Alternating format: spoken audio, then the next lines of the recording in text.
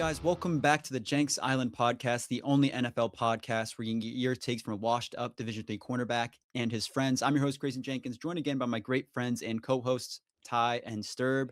And as you can see, I have my Thunder jersey on. It is game nights, Thunder Spurs game 2. Have to plug that in. I'm praying that Chet shows some energy tonight. You guys will already know the outcome of the game.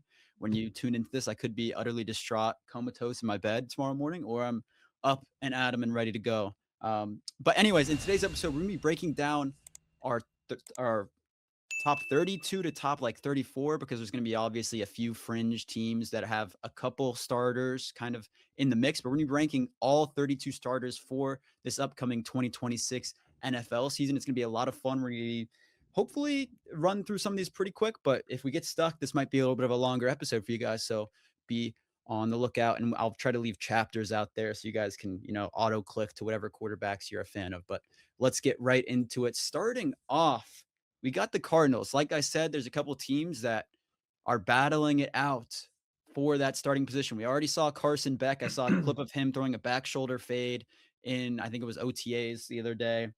And everyone was like, oh, Carson Beck might be starting sooner than later. So who do you guys think will be the starter for day one for the Cardinals, and where would you rank them on our board? And if Carson Beck is going to be the starter sooner than later, we can rank multiple guys here as well. What are your guys' thoughts? Yeah, I think the way that they'll still, handle this is they'll have Brissett start at least the first couple of games, and Yeah. he'll probably be on the hot seat. He's not the long-term option. They're gonna want to see Beck play, and while he did play halfway decently last year, they were still terrible. They just weren't winning games, and obviously part of that comes in, defensively. But Jacoby Brissett was far from a perfect quarterback, so I think he definitely will be on the hot seat. Beck will end up playing at some point in time, and he'll probably fall in that below average starter range. I don't see him keeping his job because I think that they'll be bad and have pick a quarterback next year. But yeah, I think that Brissett will at least start the first couple games. Yeah, Stir, what are your thoughts? Yeah, it's funny that it's my first episode back in a while, and of course, the first team I talk about is the Arizona Cardinals. I can't escape them. I kind of want to see how these tiers shake out. I do think it'll be Brissett starting, like Ty said. He's probably going to end up being like the very bottom of below average starter, or the very top of hot seat / ass in our tier rankings. But we'll have to see. I think it's going to be there, and I think you could probably rank Beck in a similar place. So yeah, I agree with this. Yeah, I'd put Beck where I think that's the tier break between hot seat and ass. You know what I mean? What were you about to say, Ty? I was going to say, I think I would put Beck as a below average starter and Brissett on the hot seat, because I think Beck ultimately will be a better quarterback than Brissett. And so when I talk about this, I will say I have Jacoby Brissett as 31 and my quarterbacks ranking, so he was lower. I thought he did some serviceable things last season for the Cardinals, and obviously he was playing with a below average offense. He made Michael Wilson made him look good, I think, more than he made Michael Wilson look good. But he still had some serviceable moments, and it's not like he is incapable as a quarterback, but I don't believe he can start a full season for you and be the future for a team. So I think this is the right spot for him as well.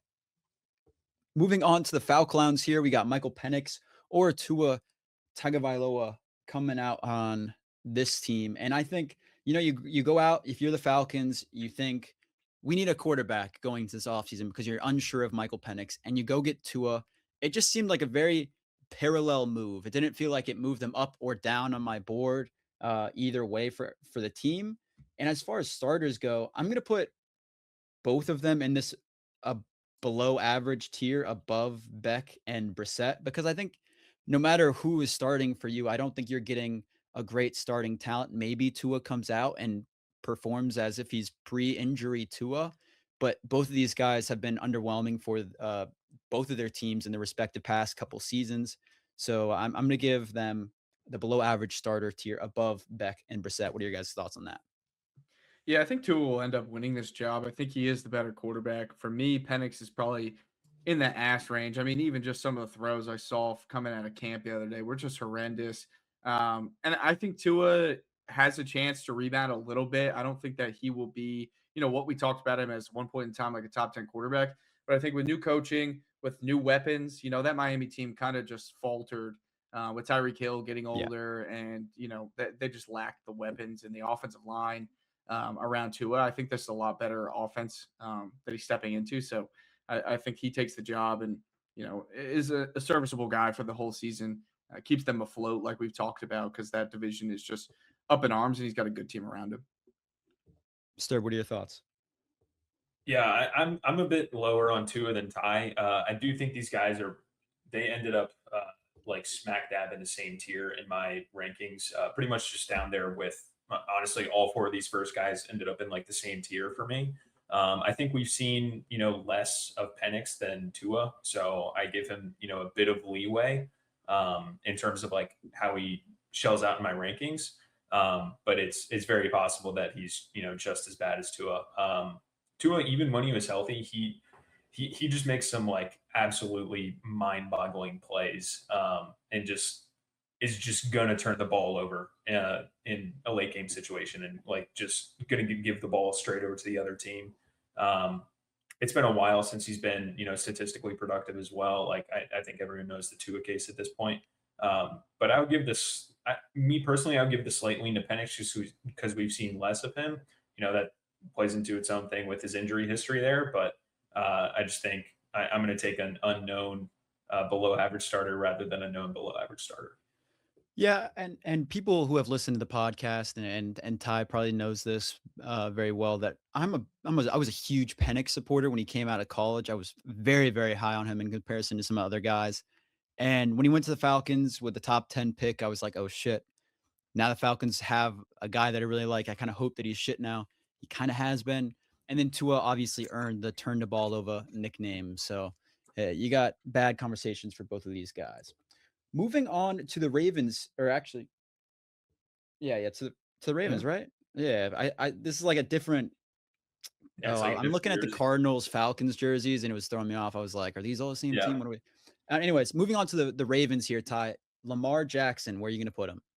Yeah, I think Lamar Jackson for me is going to be in that elite tier. I know he's had the injuries in the past couple of years, but when Lamar is healthy, he's still a top 3 to 5 quarterback. However you want to kind of shake it out. I think there's 5 names that are pretty solidified in that top 5, and we've seen them in the MVP race over the last 3 years. So Lamar at full strength. I hope he can be healthy this year because they've definitely helped him out a little bit on the offensive side, adding some receivers. I like Elijah Surratt. It's just kind of a safety blanket for him, and kind of changes up things in that offense a little bit. I know they lost Likely, but and he obviously gets a new offensive coordinator who had a lot of success with a young quarterback in Caleb Williams last year. Obviously, he's not calling plays, but from that Ben Johnson tree, from he worked with Sean Payton. He's been, he's kind of been around. He was in Detroit, so I think that Lamar is still a top 5 quarterback, and when healthy, is probably a top 2 to 3 quarterback. Yeah, no disagreements here. Stir, what are your thoughts? Yeah, I'm going to give him some leeway for the past season. Yeah, he obviously didn't play well, but the season before that, he was pretty unbelievable. Incredible, yeah. This past season, what really kind of stood out to me, I have like a web app that basically does like how bad you are on sacks, fumbles, and interceptions. And Lamar is outside of last season, he's very, very good at avoiding those negative plays, those costly negative plays in terms of costing his team win probability and points. Last year, he was 34th out of 37 qualified quarterbacks, not in a good way. I think that's probably just a fluke that could end up not aging well. But I'm going to give him the leeway in terms of eliminating negative plays. He's fumbled a lot in the past, besides just last season, but this is something that's not really characteristic of his style of play. And like Ty said, like when he's healthy, he's a top 3 quarterback. So Yeah, let me ask you guys, where'd you have him on your rankings? He was number 2 on my board. 3. 3. He's 3 for me. I had him at 4 right now. I'll talk a little bit later about some of the guys ahead of him, but yeah, yeah, I had him at 4. Yeah, I had him at number 2, so I'm perfectly fine with him in the elite range. I think I was extremely worried about his speed and his running ability last season. I think the injuries significantly hindered him. He didn't look like himself in that facet of the game. But I think like you mentioned, Stir, before this past season, he had an incredible season, and he's been an MVP candidate multiple times. I think the guy is going to return to himself. And like you said, Ty, I think they added weapons around him that have truly helped him this or are going to help him this year versus just relying on Mark Andrews, Isaiah Likely, and Zay Flowers in the past year. Obviously, you have Derrick Henry in the run game, but it helps out having more receivers. They added to that O-line too with Ione bringing John Simpson back, right? So definitely shoring things up to protect him more, as he looks to stay in the pocket as he's kind of aging as a quarterback. Are you worried about them losing Linderbaum? No, I think they did a great job shoring up the guard positions. It makes the job. I don't Yeah. know who their starting center is Makes going it to end up easier. being. Maybe Andrew Voorhees, and he was pretty solid at USC. But yeah, having two guards like that, especially Ione, and then Simpson, a lot of familiar with the Baltimore Ravens, I think it definitely helps. Moving on to the Bills here, Sturb. This is obviously a conversation that gets talked about all the time. Josh Allen, Lamar Jackson. Who is better? Where would you put Josh Allen, and would you put him above Lamar? Yeah, Josh Allen is firmly number one for me. I think the track record kind of speaks for itself. And he also doesn't really have the same durability concerns that Yeah. Most of these guys in the top 10, you can put some sort of durability concern on them at this point. So, yeah, Josh Allen, I think for the past 3 or so years, across those 3 or so years, he's been solidified the best quarterback in the NFL. So I'm going to give that nod to him. Yeah, he's my number one as well. I get that some people believe that he's below Lamar, Mahomes even, but I think his track record is really up to point, and I think his ability in the run game and as a power runner, I think just he can just do whatever he wants. He can run the ball up the middle. He can pass the ball wherever on the field. There was a few plays last year. I believe it was against the Bengals. The Bengals where he had a wild throw, like escaping to the right, threw it between two defenders. The guy makes insane plays every single week. He's my number one quarterback. Ty, what are your thoughts? Yeah, definitely number one for me. I mean, to beat this guy consistently in the playoffs, it's taken Herculean efforts, right? So what Denver had to do last year. Bo Nix had to go crazy. In years past, the Chiefs got away with some crazy things. I think, it's really hard to beat Josh Allen just with how athletic he is and then how strong of an arm he has, how accurate he is. He's really just progressed to be, the best quarterback in every aspect of the game. I think he's surefire number one. Yeah. I will say that I think this past playoffs against the Broncos was really the only playoff loss that I'm putting solely or more on him than anything else on the team. I think he, turned the ball over too many times in that one, and I think that did cost him the game. But I think he'll bounce back and they'll be right back in the playoff mix, especially after adding more offensive weapons, shoring up the defense a little bit. I think Josh Allen will be right back in the AFC. Moving on to the next team, we got Bryce Young here for the Panthers.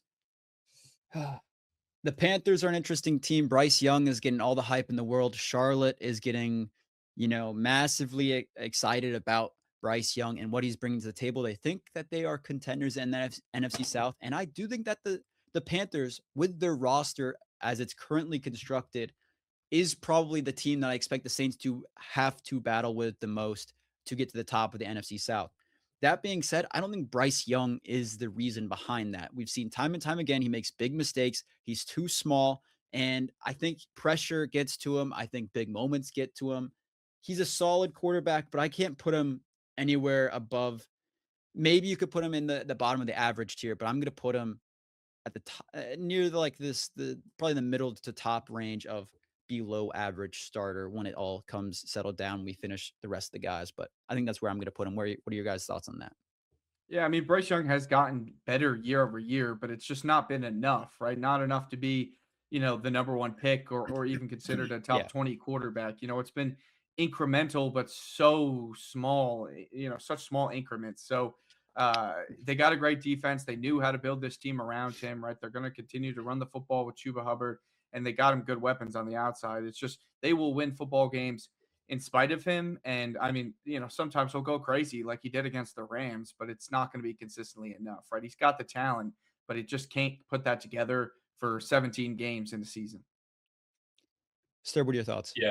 Yeah, pretty much ditto everything you guys said. Like, I was literally going to say you'll win in spite of him, not because of him, or just with him, you'll win in spite of him.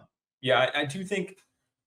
I don't know if he's like the best below average starter. We'll see how it tiers out, but I would take him over Tua. I would take him over Tua for sure. Yeah, I think he'll probably be closer to like that middle range in that tier, but we'll see how it falls out. But moving on to Caleb Williams here, Ty, the guy that the Panthers effectively gave up to pick Bryce Young in that trade a few years ago. Massive trade. Caleb Williams is on a completely different tier than Bryce Young. What are your thoughts on him?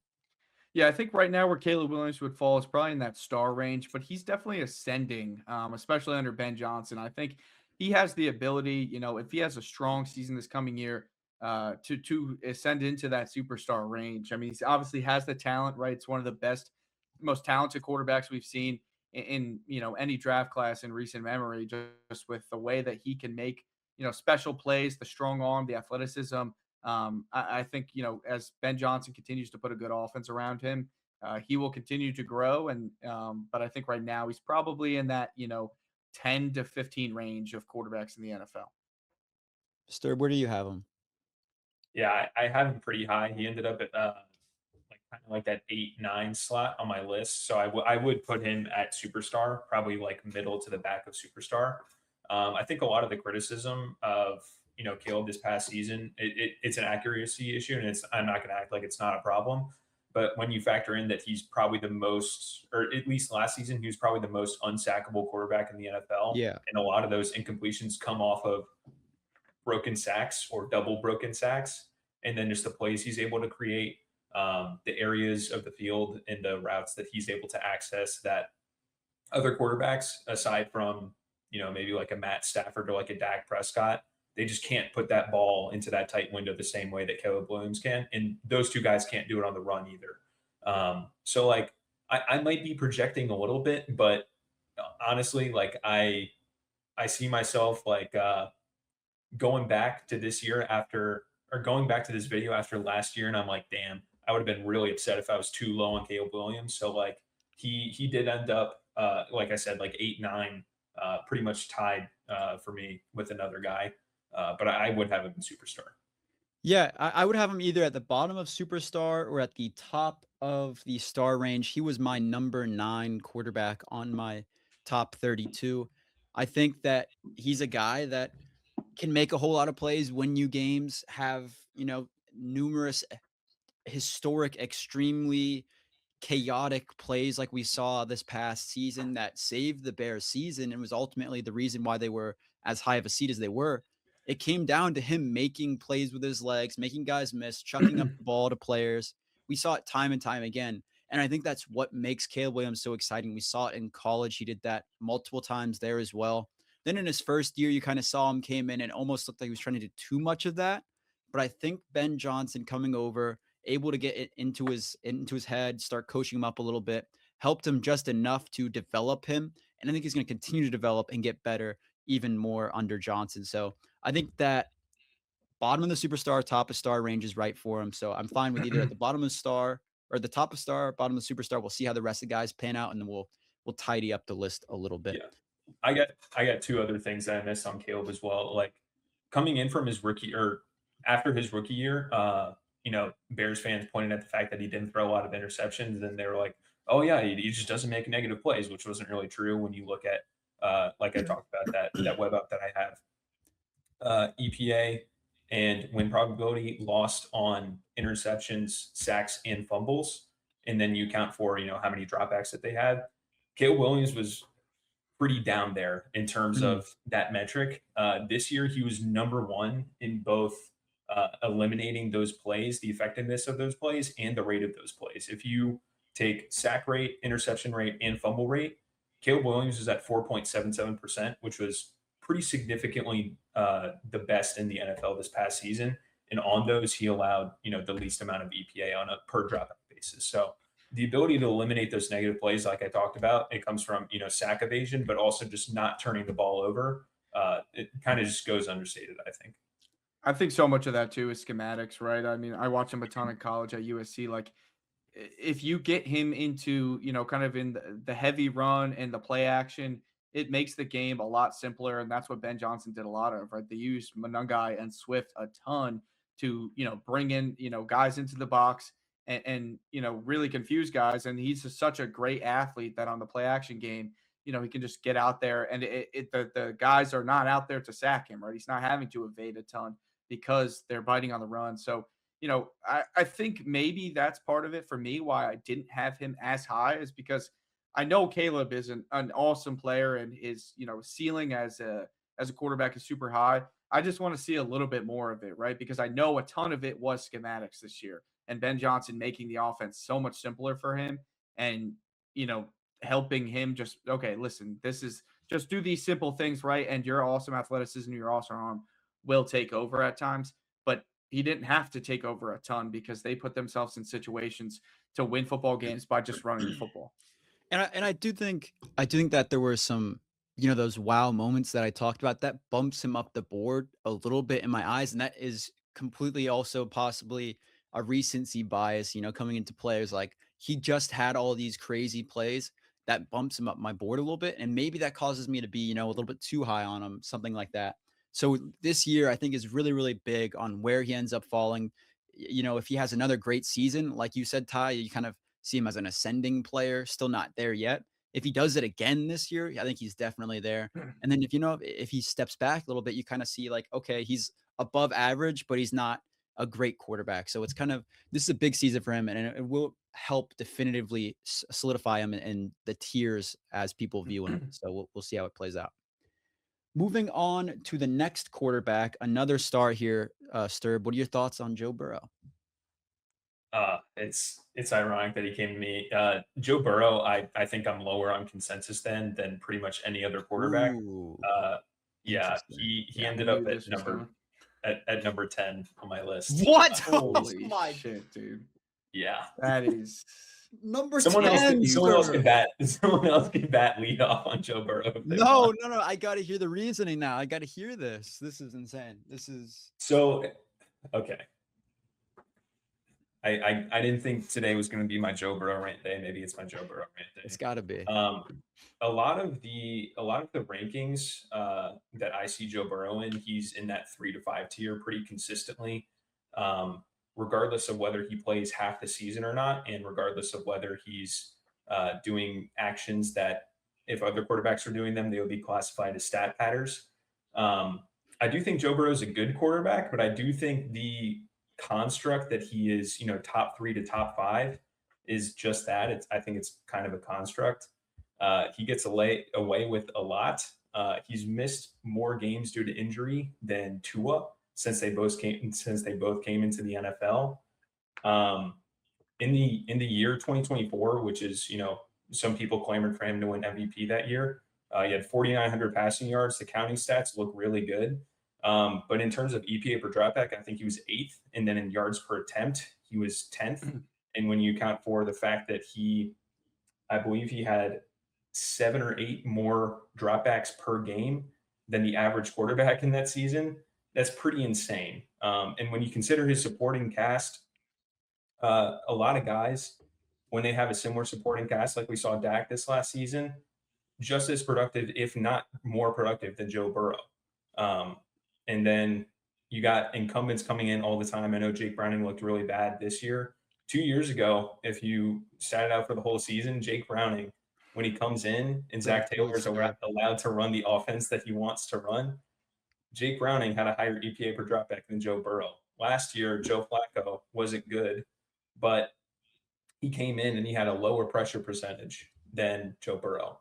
And one thing that I thought was going to, play out in another thing that I discovered was fraudulent. That actually didn't, was his ability to improvise. When he holds onto the ball longer, he's a little bit better than I thought. He's around like 11th or 12th consistently over the past few seasons. But that pressure rate still doesn't go well with the fact that, Joe Flacco comes in and is, 58 years old and is getting pressured at a lower rate, targeting Jamar Chase, getting the ball out to him, and still putting up, a decent amount of numbers. And again, this is going to sound like hate. I still have Joe Burrow at 10. It's not like I have him at like 20 or anything. But I do think, he gets overrated quite a lot. I could probably keep going for another 20 minutes. Pressure rate for me is a hard stat unless you're coupling that with time to throw. Like, I don't understand how pressure rate is really he holds on to the ball longer for sure. And when he does what's the time to throw difference between Joe Flacco and Joe Burrow, though? Is Joe Flacco last year, I think it is was that like more? Is Joe Flacco Joe again? Burrow is still a pretty quick time to throw. Sorry, go ahead. No, and it's so much is that schematics, right? You bring in a backup quarterback, you want to get the ball out of his hand quickly, right? Screen game, quick game. You're running the ball, right? I don't think that saying that Joe Flacco, especially if it's that much of a that little of a differential, 0.2 seconds, right? Like if Burrow is still one of the best time to throws. If he's still over the course of games, that's quite a bit. Yeah, but how long are we talking? Jenks, what was his time to throw? It was 2:76 last season, according to PFF. This past season, you want the ball in under 3 seconds, right? Like I don't know how much that. What I'm saying is that sorry, go ahead. I just don't know how much those stats are actual Joe Burrow. Like it feels like we're knocking Joe Burrow for things that like aren't.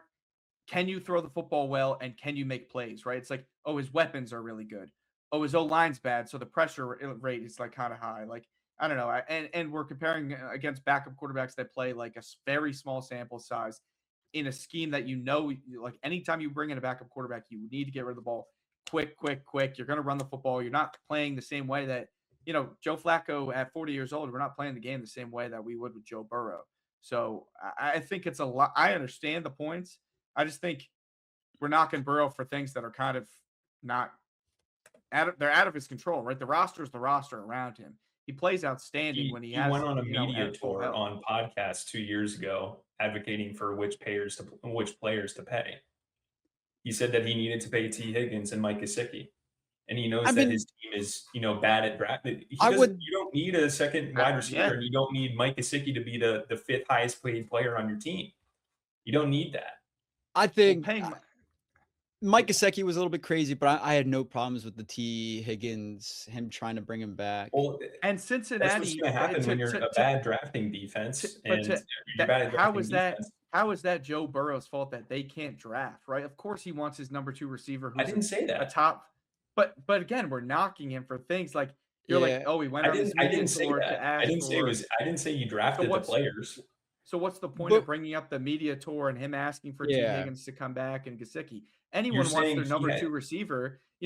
Does Dak Prescott want George Pickens back? Of course he does, right? You want as many good players on your team, but it's not his fault that Mike Brown and Duke Tobin don't know how to construct a team around him, right? They can't build a defense. They mishandled Trey Hendrick's signing. They should have signed T. Higgins earlier, right? They decided to do all these moves. He goes out there and balls out. It doesn't matter who the team around him is, right? He gets sacked a fucking shit ton in the year that they go to the Super Bowl, and he's still carrying their ass to the Super Bowl, right? Like Joe Burrow goes out there and plays football. That defense is like 15th best in the NFL. Do you think? Look at them playing the playoffs. They did not play like the 15th best defense in the playoffs. He did not carry them to Super Bowl. Who else? What other quarterbacks would have took that team to Super Bowl? Outside of like the top consensus, like top 3 in that like now I have 9 guys above him, so I guess 9 guys. I don't know, man. I have him at 3. 9 guys would not have beat Patrick Mahomes in the playoff at his peak. Joe Burrow is my number 3 quarterback in the league. Joe is the only guy. Correct me if I'm wrong. Joe's the only guy to ever beat Pat Mahomes in the playoffs at his peak. No one else beat him except for the Super Bowl. No one else in the AFC. Josh didn't do it. Vastly outperformed. Yeah, I said outside of the Super Bowl, who else in the AFC has ever beat him? Yeah, I think Josh played better in the game that should have had more possession. Right, we're talking about that's the number 1 quarterback in the NFL. Who else has ever even come close to competing with at home? It's just so cherry in Kansas City. I get it's not. Look. We're talking about the quarterbacks win the playoffs all the time. We're talking about Joe Burrow versus a dynasty. He beat the dynasty. Worst quarterbacks win all the time. But not with that bad of a defense, with that bad of an offensive line. They didn't play that bad in the playoffs. His defense did not play that bad in the playoffs. But did he play bad? He played incredible. If he played like shit and got carried. I didn't say he carried. You said he carried. You said he carried them. Yeah, because that was a bad defense with a bad offensive line. They didn't play bad in the playoffs. that offense played like that offensive line was garbage. That's the reason they I didn't lost the say Super anything Bowl. about the offensive line. I mean, but I didn't think say anything about the offensive line. I think Joe Burrow played he exceeded the expectations when they went to the Super Bowl for the O-line that he had. Like, he was getting killed, and that's the reason they lost the game, right? Yeah, Aaron Donald blew up their offensive lineman. I think they had he played Jamar Chase okay. wide open. Sturb, I get that. I will acknowledge, Sturb. I definitely understand the durability concerns. I think that's a valid argument to bring up with Joe Burrow. His durability is extremely concerning. If he gets hurt once again this season, he could even contemplate retiring. He's been saying that numerous times. He said he's missed done. 21 games in his career. That is extremely concerning. But we're how is that Lamar Jackson, the talent of the player? Yeah, like Lamar Jackson was hurt. I have to rank a player lower if he misses 21 games since 2020. I have to. Lamar Jackson has continuously shown us that he can't stay healthy. And the big moments, Lamar Jackson dips. And Lamar can't win in the playoffs. Yeah, I think that's a fair concern. Like, I think if you have problems with Lamar's playoff concerns, we'll get into this with guys later. But when you're considered like by far the favorite, especially in your conference, like I put more Lamar playoff blame than like Drake May last season or Trevor Lawrence or whatever, because those guys they probably weren't supposed to get to the playoffs in the first place. Anyway, and we'll get to this when we talk about the other guys. But I want to hear who is above him. Like, after we go through the list, Sturb, I want to hear your whole list. But this whole Joe Burrow conversation has derailed us a little bit. Sturb, you would put Joe Burrow at what tier on this list? I know he's going in superstar, but I would have him probably last in superstar, but I would also have Caleb in superstar. Okay. Interesting. Yeah, I have Joe Burrow at 3. I mean, I have him up. I have Josh Allen, Lamar Jackson, Joe Burrow, and then obviously the number 4 is 5.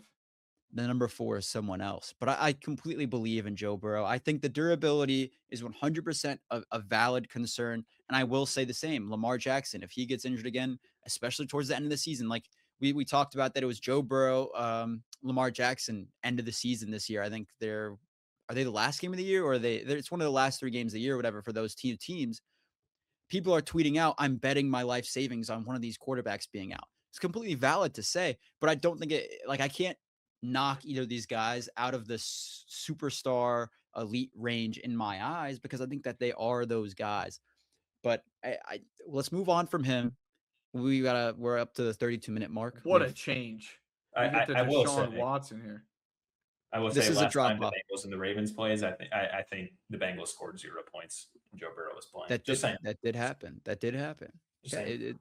And then the rest of the games at the end of the season, he was balling out. So it's tough. Also, in the negative play like calculator I have, Joe Burrow is like pretty not good in the clutch. I don't have access to this, so it's free. Everyone can go access it. I don't know. You got to plug it. He consistently ranks bottom 7, bottom 10 in like clutch performance in games that are still in tilt in the fourth quarter and overtime. I just can't.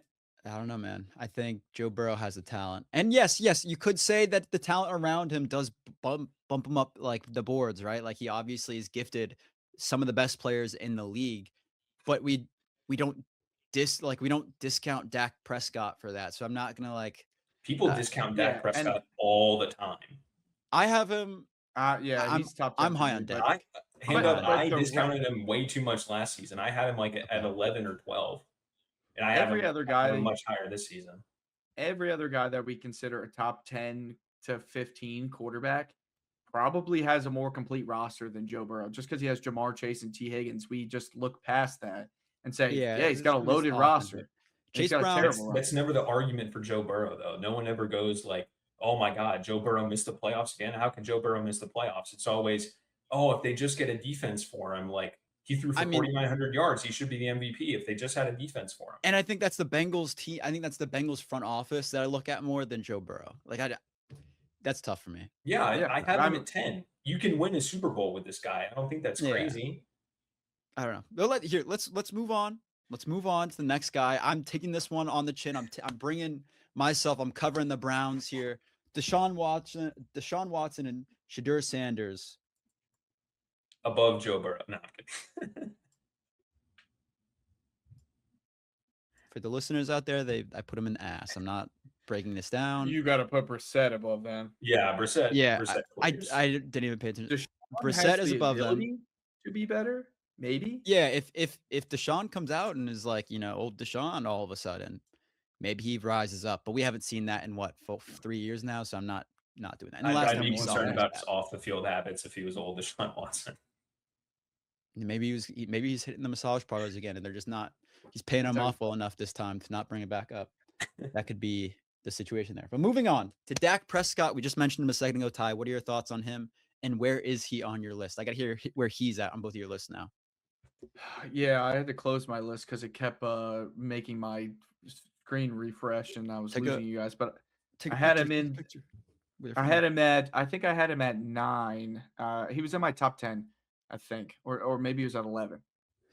Let me double check. But I think for me, in terms of this tier list, and I'll try to pull up my tier list again. Okay, here we go. I got it right now. I had him at 9. Yeah, I think Dak is criminally underrated. I've had him in the top 10, I think, for the past 2 years now. I think he's got obviously always had a solid offense around him, and I think he just flies under the radar. Like, he's had some seasons where he's playing at an MVP level. I think takes care of the football. He's not overly athletic, but he's decent at just kind of avoiding sacks and making plays. And I think that he's just a solid quarterback. I'd put him in the star. I think right now, even though I have him at 9, it depends on how you're looking at tiers, right? Because I think Caleb Williams has the higher upside in the future? Of course.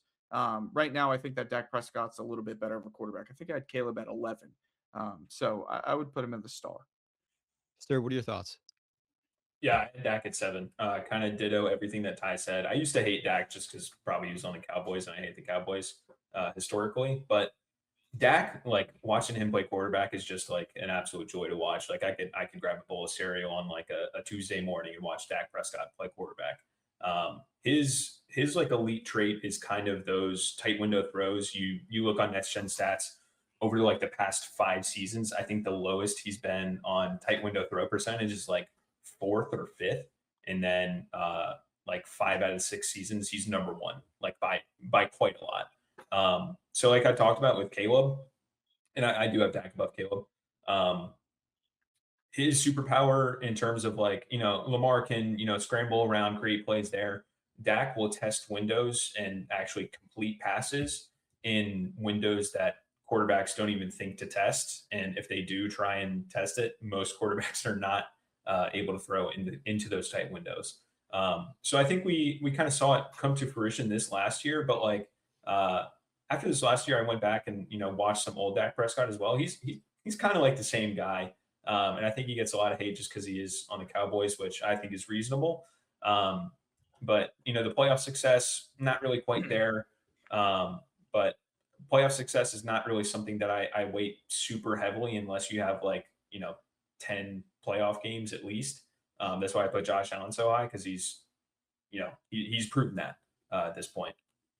But Dak, I would put him in the superstar tier. I think he belongs there. And again, I think I would put Caleb like at the very end of it. But yeah, he's stamped top 10 quarterback. Like if you don't have Dak in like your top 10 or 11, I think there's probably 11 or maybe 12 guys you could argue in the top 10 or like top 10 level quarterbacks. But if you don't have Dak like 11 or 12, I look at you a little funny. I'm not gonna lie. Dak is my number 6 quarterback on my board in Love that. 2026. I'm very high on Dak in comparison to some people. I think he's a guy that, yes, he did obviously got Pickens last season, and Pickens helped him produce a little bit more. But we've talked about Dak in the past. I think he's a great quarterback. I think he has, he's an efficient quarterback. He was 4th, I believe, in total EPA, 6th in EPA per dropback this past season. So he's efficient. I think he is a productive quarterback. He hasn't gotten it done in the playoffs. And let me say this: I think that we're going to talk about Justin Herbert later, and we're going to talk about his playoff performances, and that's going to be a knock on him. I think it needs to be a knock on Dak too. He hasn't gotten it done. Should he be probably lower on my board because of that? Yes, but I'll give Dak the benefit of the doubt because the team around him hasn't been that great. in general, I think he kind of does carry the load as a quarterback for that team. If you put a worse quarterback, even like a sub 15 quarterback on that team, I think they are dog shit. And I think last year, before the defense was great, he was still putting up great numbers. He was helping that team even get close to wins himself. So I'm putting Dak at 6, and I do think that either that, similar to Joe Burrow, I'm fine with end of super. Well, Joe Burrow I'd put above at the top of superstar, but Dak Prescott, similar to Caleb Williams, I'd put him at the bottom of superstar or top of star, either or. I'm perfectly fine with that. The harsh If reality. you have him at 6, right? I'm at 6, so he'd be in He's superstar. got to be in superstar then. He me, would be in superstar for you. Yeah, I think this will end up shaking out a little differently. I didn't imagine Burrow being in superstar. I would have Burrow in elite. Yeah, I would have Burrow in elite. definitely shook. I think we'll have to adjust at the end. But what am I even here for, man? I think with Dak too. One of the things with Dak, the unfortunate reality is, I don't think any quarterback would ever win in Dallas, because it's just Dallas, right? The way that Jerry Jones runs that organization, it's just turmoil, and you can't win. Yeah. You can't win football games in high pressure situations when you have turmoil in the media, in the locker room, in the practice facility, right? It's like everywhere you go, it's the Jerry Jones show. You just can't win like that anymore. I think that's just the unfortunate reality for Dak. Yeah, no, I have no disagreements there. Ty, I'm gonna give you your guy here. Next on the list, we got Bo Nix. What are your thoughts? Where would you put him? I kind of want someone else to talk about Bo first, so I can be, so I can sit back. Thanks, go ahead. Let's STERB shit on him. I know STERB fucking hates him, so I don't hate him. I think he's improved in my eyes. His level of play that he's capable of this past season. He also gets a little bit of a not his fault card for me, because I think he led the NFL in drop percentage and raw number of drops. Yeah, he was good. I love Cortland Sutton. Troy Franklin.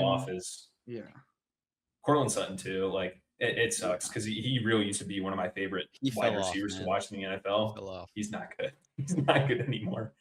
No. He still makes a couple crazy catches here and there. I was nice to Bo. Look, I think Bo. I can handle. I have Bo at number 10 on my board. I think he's a top 10 quarterback. STERB, where is he on your list?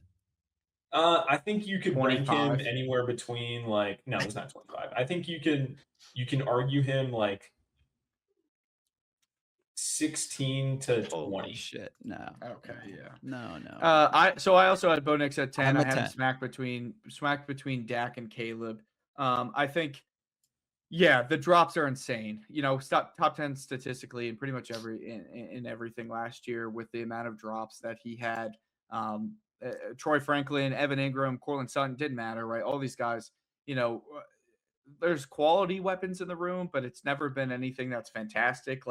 And they just the drops. I mean, I don't know. I could talk about the drops all day. They piss me off every game. I'm like, this guy finishes with 200 yards and could have had 350 yards and 2 more touchdowns if his guys would just catch the damn football on perfectly thrown balls.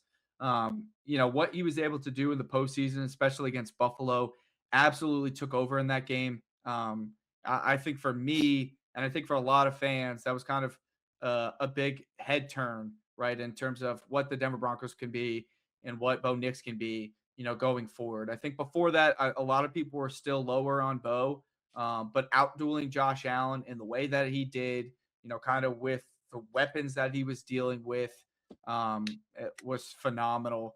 And, I think he's only going to grow, right? He got better weapons in that room. He gets Davis Webb. I don't know. I don't understand how this guy flies under the radar, because, the past 2 years they've made the playoffs.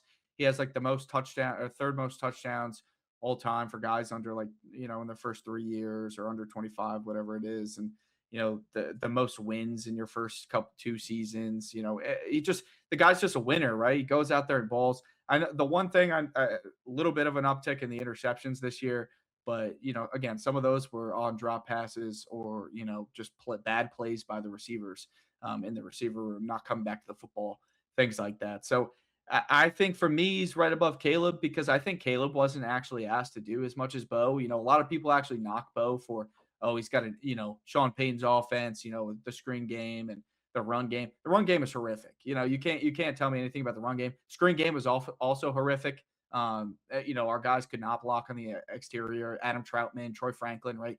Guys like that were not good. That's not how we won football games. It wasn't the screen game and it wasn't the run game. It's not the typical Sean Payton offense where you have high success on those types of plays. So I think Bo was actually asked to do a lot this past season offensively. I know there were some ups and downs. Defense definitely carried us at times, but I think he was asked to do a little bit more than Caleb was asked to do, and that's why I had him right above Caleb. But I think Dak, for me, Dak was right above him because I think Dak does more with less at times. Maybe not less, but I think Dak just a little bit more accurate of a quarterback and just a little bit, more established as a quarterback. I think this is the year that really decides where he's going to be ranked for the next few seasons. I think you add Jalen Waddle, you got to expect him to, step up a little bit more, exceed what he has been. I think he's at 10 right now because I think he is a good quarterback. He's been leading the Broncos to success. Yes, they have one of the best defenses in the league, but if he struggles this season, then that dampens my image on him very, very significantly. So I'll put him there in the star tier. But we'll move on because we're already at 45 minutes in, and we haven't even gotten through probably half the guys. So we got to start speeding up a little bit here. But STERB, next on our list, we got Jared Goff. I want to hear your thoughts on him. Yeah, he's kind of just very like I value this player less than a lot of other people do because when I'm looking at quarterbacks, I want to look at like okay, I always give the leeway to guys that I think they could be a reason that I win a Super Bowl. I don't think Jared Goff is that guy. A lot of these guys, I will say, as a consensus, the public is very not good at evaluating quarterbacks. So I lean more into tools because those guys have a higher potential. So if I'm wrong, how wrong could I look with Jared Goff? If I'm wrong, I don't think I'm that wrong. I think I feel pretty confident that he's not going to be the best player on a Super Bowl winning roster. So like I don't value that guy very highly. I would put him like I do have him over Bo Nix, but I don't think he's in the same tier as Dak Prescott or Caleb Williams, to be honest. So I think he would slot in. He'll probably end up being like top of average starter. Where is he at on your board? What number? I want to say he was 15. Okay, I have him at 12. Ty, where is he on yours? 13. Okay. I feel like we're all in a similar range with him. I think he's a very serviceable quarterback. I think he's very system dependent, but he also is good enough to lift up the system a little bit.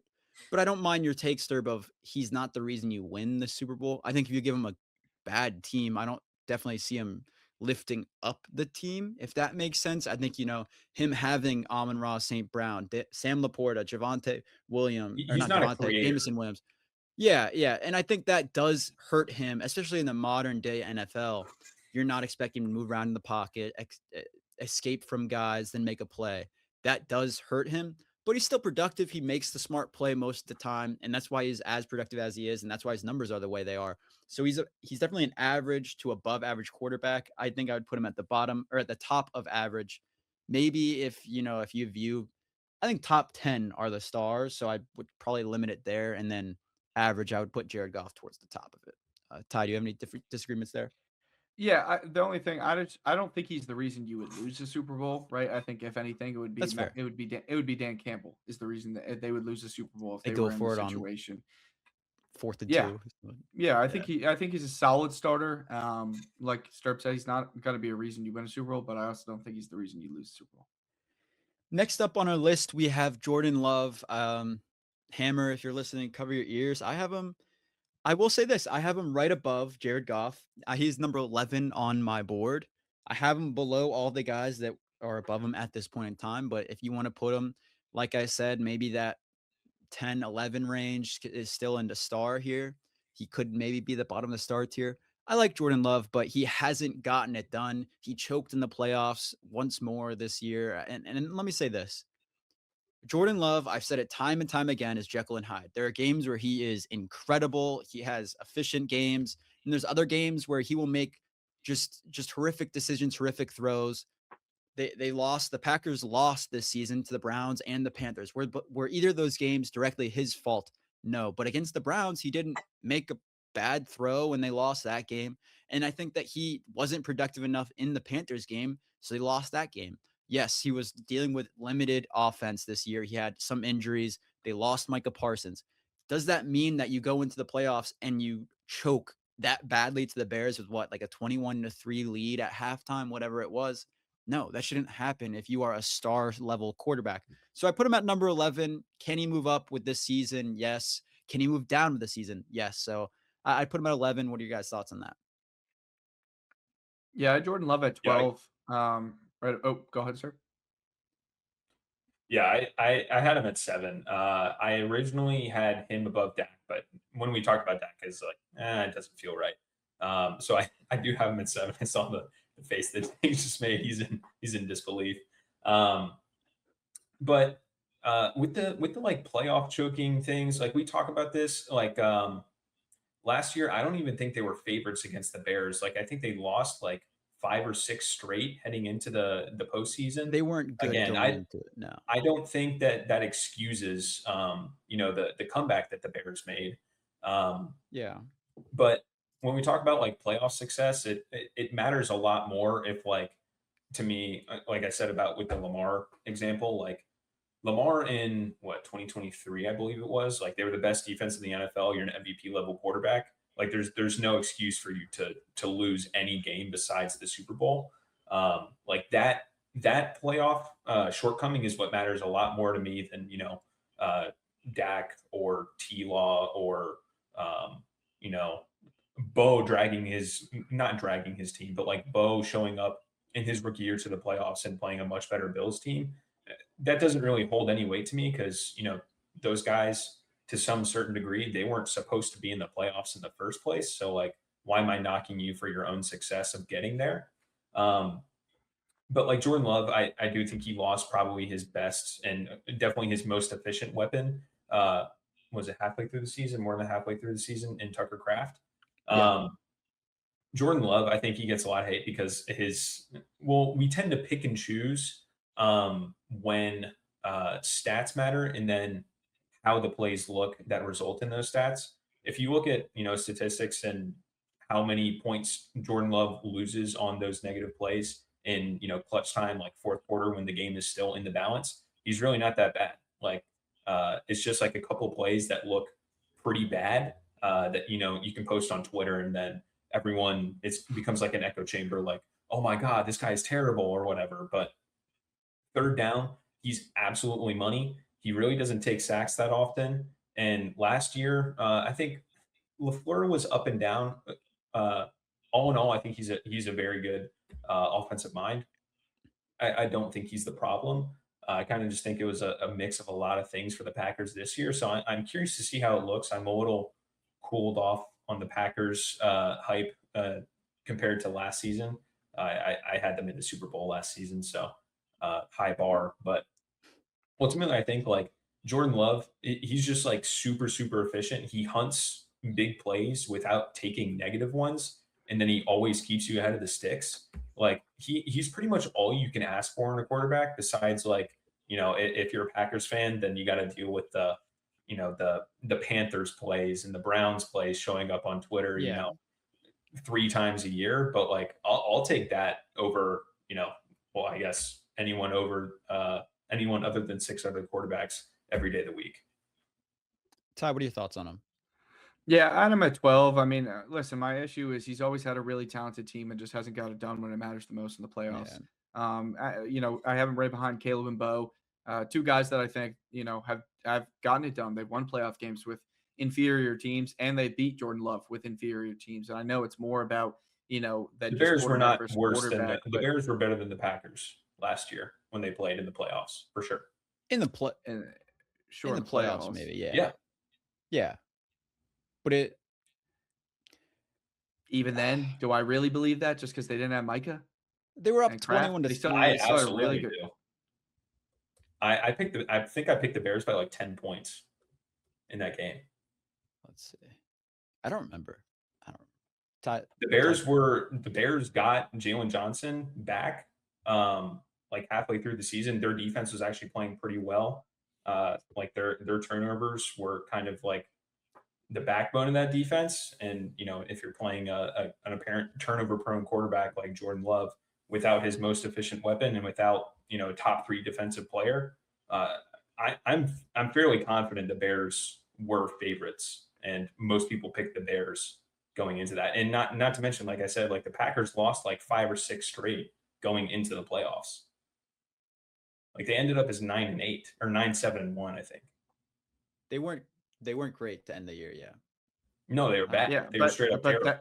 But it's not like that roster. We don't look at that roster. Take away Tucker Kraft, right? We don't look at that roster and say that's a bad roster, right? We take away Micah Parsons. We don't say that's a bad roster, right? It's still a very solid roster with 5 inferior rosters.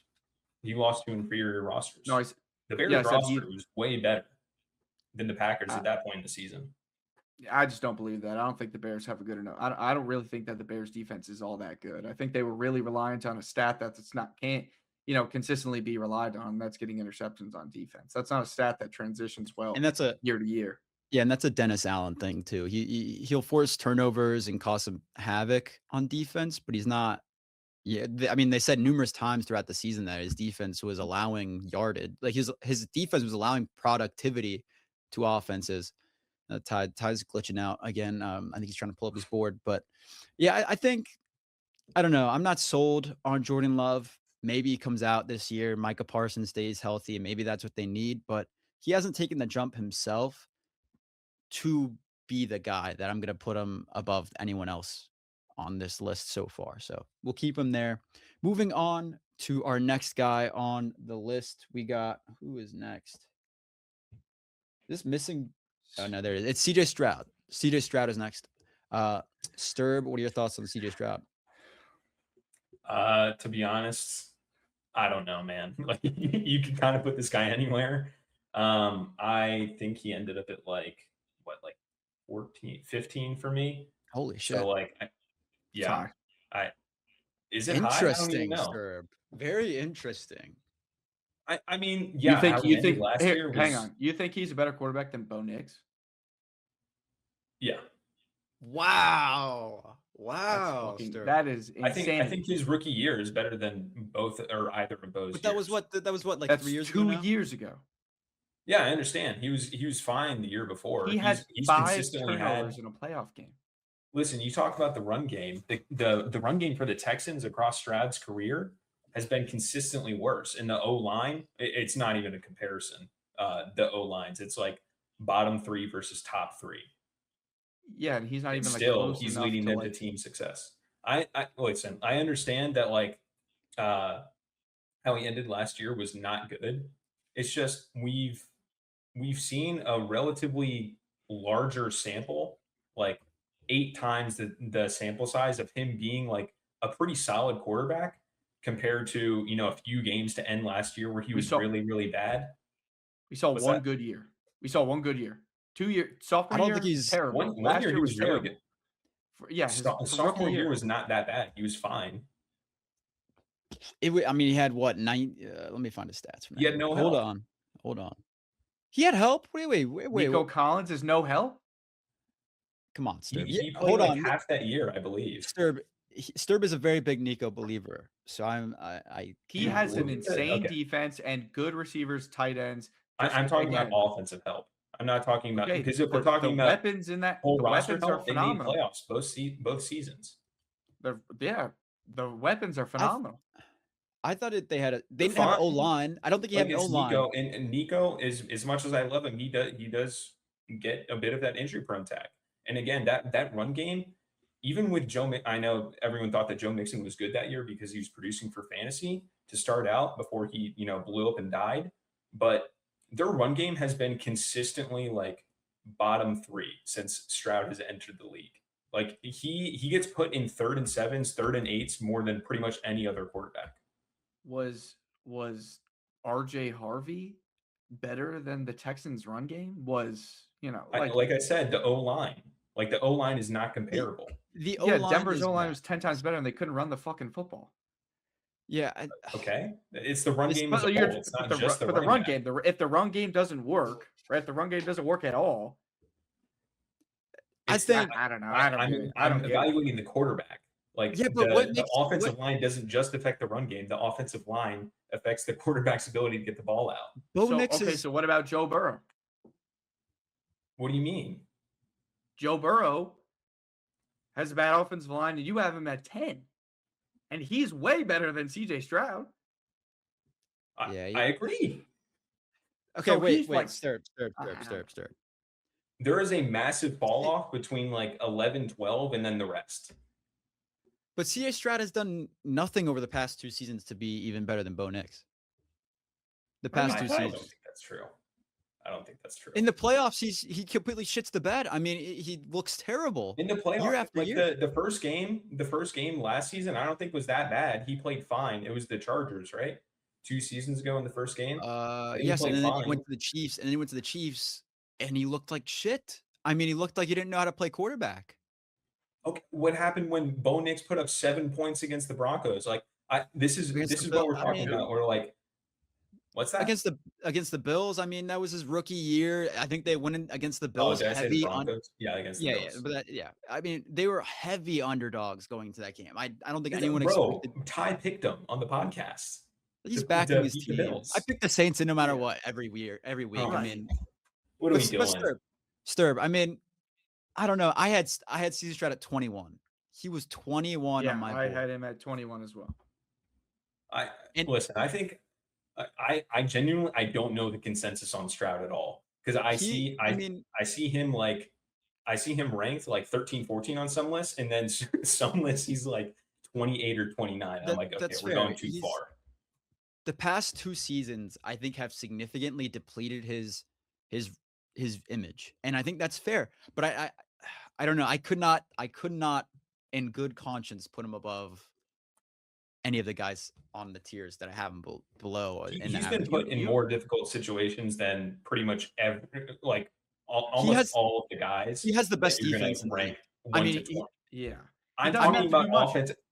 Yeah, Yes, but yes, he gets so many opportunities. I'm In that talking about Patriots game, offensive situation. If we're talking Yeah, about team in- success, then yes, obviously the Yes, team is but living up to that having a good success because defense he's made the gives you the playoffs each of ball his 3 over years. and over and over again. Against the Patriots, they made Drake May fumble like 5 times in that game. How many opportunities do you need on offense to actually do something? I'm not He gave them backing the his ball right performance. back. I'm So not how is backing he his at performance in the 14? playoffs. I watched the game. I understand. The player that he was in the playoffs is no different than the play. It's not like he plays well in the regular season and chokes in the playoffs. He doesn't play well at all. He hasn't played well in 3 years. His rookie year was telling the me only he good turns year. the ball for 5 times a game in the regular season. That's No, just but not he true. plays at a similar bad level, right? That's the worst of the No. worst. But he's not much better than that. Sturb. To be fair, last No, year, that's not no. last year, I mean, there were numerous times where you're watching him, his fundamentals in the pocket just were gone. Like he looked, yes, this could be due to the O-line obviously being ass. He's very nervous in the pocket, doesn't know what to do. He's fidgeting. His footwork is all over the place. He's what's it called? Overshooting throws. This is all true, but I think if you let the fact that you have a bad O-line impact your ability and your fundamentals as a quarterback, I think that has to knock you. Joe Burrow doesn't do that, and he has a terrible O-line. CJ Stroud did it, and he had weapons this past season, right? I mean, we thought he was going to be great this past season because they went Joe and Burrow's drafted weapons are infinitely better. Of course. CJ I'm Stroud. As much I'm as I not love saying Nico that- Collins, it's not even close. Defense does matter. If I give you 1,000 more opportunities, you have to score 17 points in a game to beat that team. To beat any Joe team Burrow had because of how good that defense more is. dropbacks per game than any other quarterback in 17 points, and he 2024. can hardly do that.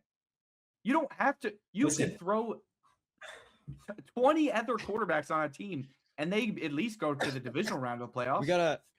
We gotta move on. Man. I love this debate. We can save this. We gotta have like when it's July and it's the dead season. We're bringing up the Joe Burrow debate again. We're bringing up the CJ Stroud debate, and we're settling it once and for all. I'm writing down all the quarterbacks. I don't names. have this strong of a take on Stroud. It's just like the arguments that I'm hearing just are not that valid. You know what I mean? I think they have to be when you're talking about quarterbacks, though, and that's the difference. I mean, you are very much a analytics and data guy. So when it comes to like things I like watch this, all the games. I watch the Stroud games.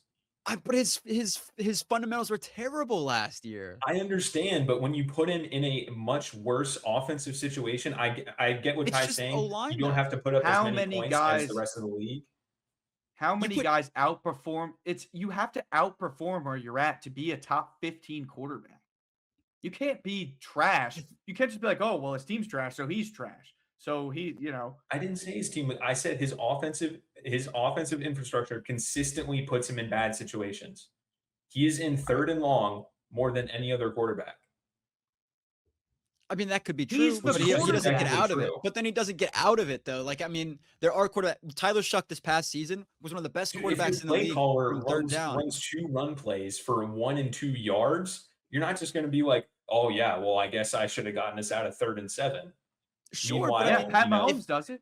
But if he is that top level quarterback, I have Pat Mahomes much higher. Yeah, Like, but what are like we top doing? 15 level guys can do that, right? Like I see No, they can't. 20. I don't think they can. so okay. If I put Jared Goff consistently in 3rd and 7, I think he would look very similar. I think he would outperform very, very CJ similar. Stroud by miles. I think he would outperform CJ Stroud by miles. I don't think by miles. I think Goff's they're in been the a guy same who tier. didn't have a good offensive line. Jared Goff's offensive line was not fundamentally great last year. Jared Goff is fundamentally better than CJ Stroud. Fundamentally, than Stroud's.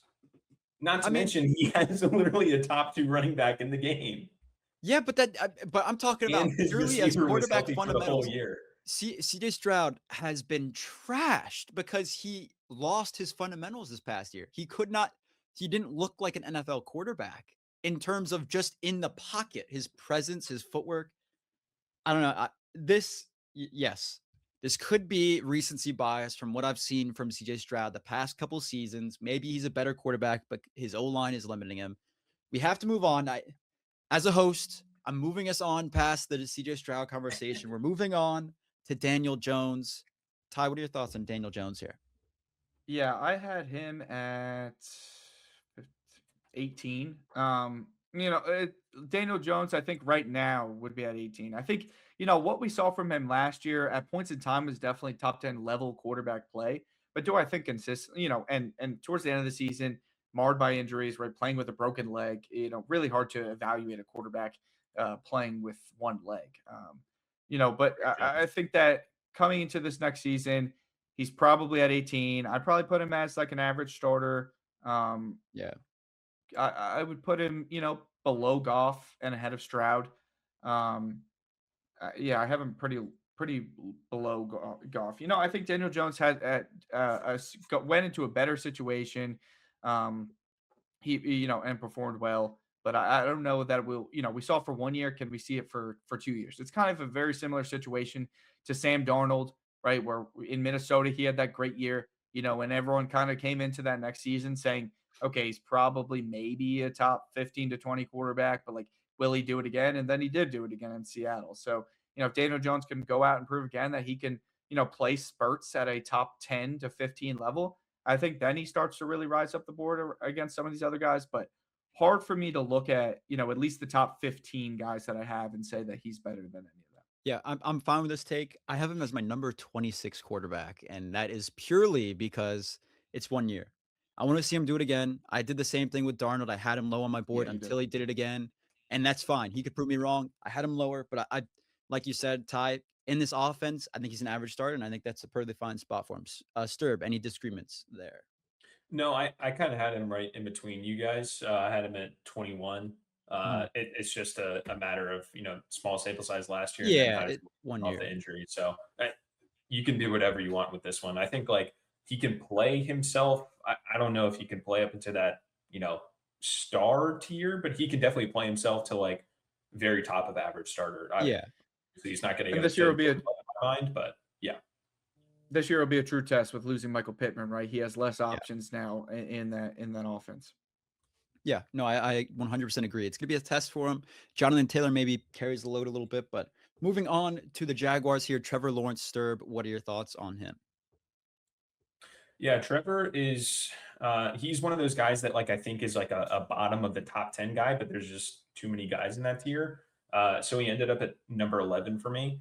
Last year, I think we kind of saw, all the pieces kind of fall into the right place relatively. Like I think you can do better than, Jacoby Myers being your number one. I know we like him for real life and fantasy on this podcast, but he's not like a solidified, certified number one wide receiver in the NFL.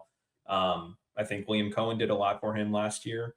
But we saw a level of like, it still needs some work, but we saw a level of like polish from Trevor Lawrence that we didn't see in previous years. And that was kind of always the biggest question with him.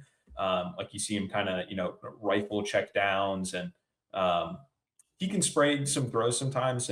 He's always ranking towards, the top in all those drop percentage and raw drops categories. Some of those are probably on him, but also his wide receivers over the past few years have not been very good. But I think he's solidified like if you want to put him in the back half of the top 10 or like, 7 to 10 ish, I don't really have a problem with that. If you want to put him like as low as like 12, 13, I understand that as well. He saw it in this number 11 for me. But like I said, I gravitate towards the tools more than anything else because we as a public, whether you think you're a QB guru or not, we are very, very bad at projecting quarterbacks. Like Sam Darnold won the Super Bowl last year. Sam Darnold, 2 or 3 years before that, was a third string quarterback. That is why I always will gravitate towards tools, and that will be the tiebreaker for me. Sam Darnold didn't have tools before that. Oh, yes, he did. Absolutely did. The arm is ridiculous. I still don't think Sam Darnold's. We'll talk about Sam Darnold when we get to him. I have Trevor Lawrence at 15. STERB, if it's any consolation. Yeah, I'm at 19. That is not a consolation. Whoa. Yes, STERB. Are you serious? I'm not a. I can't look I'm at not a T-Law guy, man. I'm not a believer. I'm not a believer. Wow. But I mean, hey, can I break out my catchphrase? Oh yeah. Say it for the one time. If you're zigging, I'm jagging. Yeah, STERB is a big Jaguars believer and Lawrence fan. I mean, I'd put him. To me, I'd put him below Goff. If we had it right now, where would you have him above Love on the tiers? Me, no. You would have him above Goff? Yeah, I would have him above Goff. Okay. Love and Goff are not comparable to me, but yeah, I would definitely. So in like the average, there are guys in higher tiers, higher average starter tier. No, he'd be. I think Jordan Love's a star. I think Jordan Love is a star as well, at least. I'm fine with that. I'm fine with putting him at the bottom. Not a superstar. Yeah. It's weird because like I would firmly go Love and then a little bit of a gap and then Lawrence and then a little bit of a gap and then Goff. Interesting. Like he's kind of in his own. Own thing for me. To me, I think I significantly am down on Trevor Lawrence because he hasn't lived up to his hype coming into the league, and I think that maybe that's a bias that I have that I gotta maybe get rid of to truly lay eyes on Shough in a fair way. But I think he's a solid quarterback. Like I said, 15. I think you can get whatever you need to do done with him. I think if you give him weapons, which he has, he can perform. But if he doesn't have them, I don't think he's a great quarterback. I don't think he's going to win you a quarterback, but win you a Super Bowl. But I think you can, go to the playoffs with him every year. I think that's kind of how I view him. Yeah, I really think they're going to get exposed this year without Etienne and Devin Lloyd. I think they're going to have a huge fall off. I don't see him having the same season. Yeah, that's Etienne to you, sir. Yeah. I just don't see him having the same season that they had last season. And I don't even think he was that, phenomenal last year, especially in the playoffs. Moving on to the one and only Patrick Mahomes, also in that elite tier. He's my number 4 quarterback. I do have Joe Burrow and Lamar Jackson and Josh Allen above him. Patrick Mahomes has obviously dipped a little bit the last few seasons. I think significantly a decent amount. I think I would have him at number 1 prior to the past 2 seasons. Last 2 seasons, he's dropped a little bit, but he's still an elite quarterback. Obviously, the weapons he haven't been great. His defense has kind of faltered. His offensive play calling and schemes aren't really the best right now, I don't think. And I think that kind of limits his performance. But he is, like we've talked about with some of the other guys, He can make any play happen on the field from any down and distance. He can create with his feet. He knows when to scramble. He knows where to go with the ball at all times. Smart quarterback. Maybe when he gets those weapons up this season, if they're all healthy, maybe he excels and shows why he's the number one quarterback again. But I would have him at number 4 going into the season. What are you guys' thoughts on that?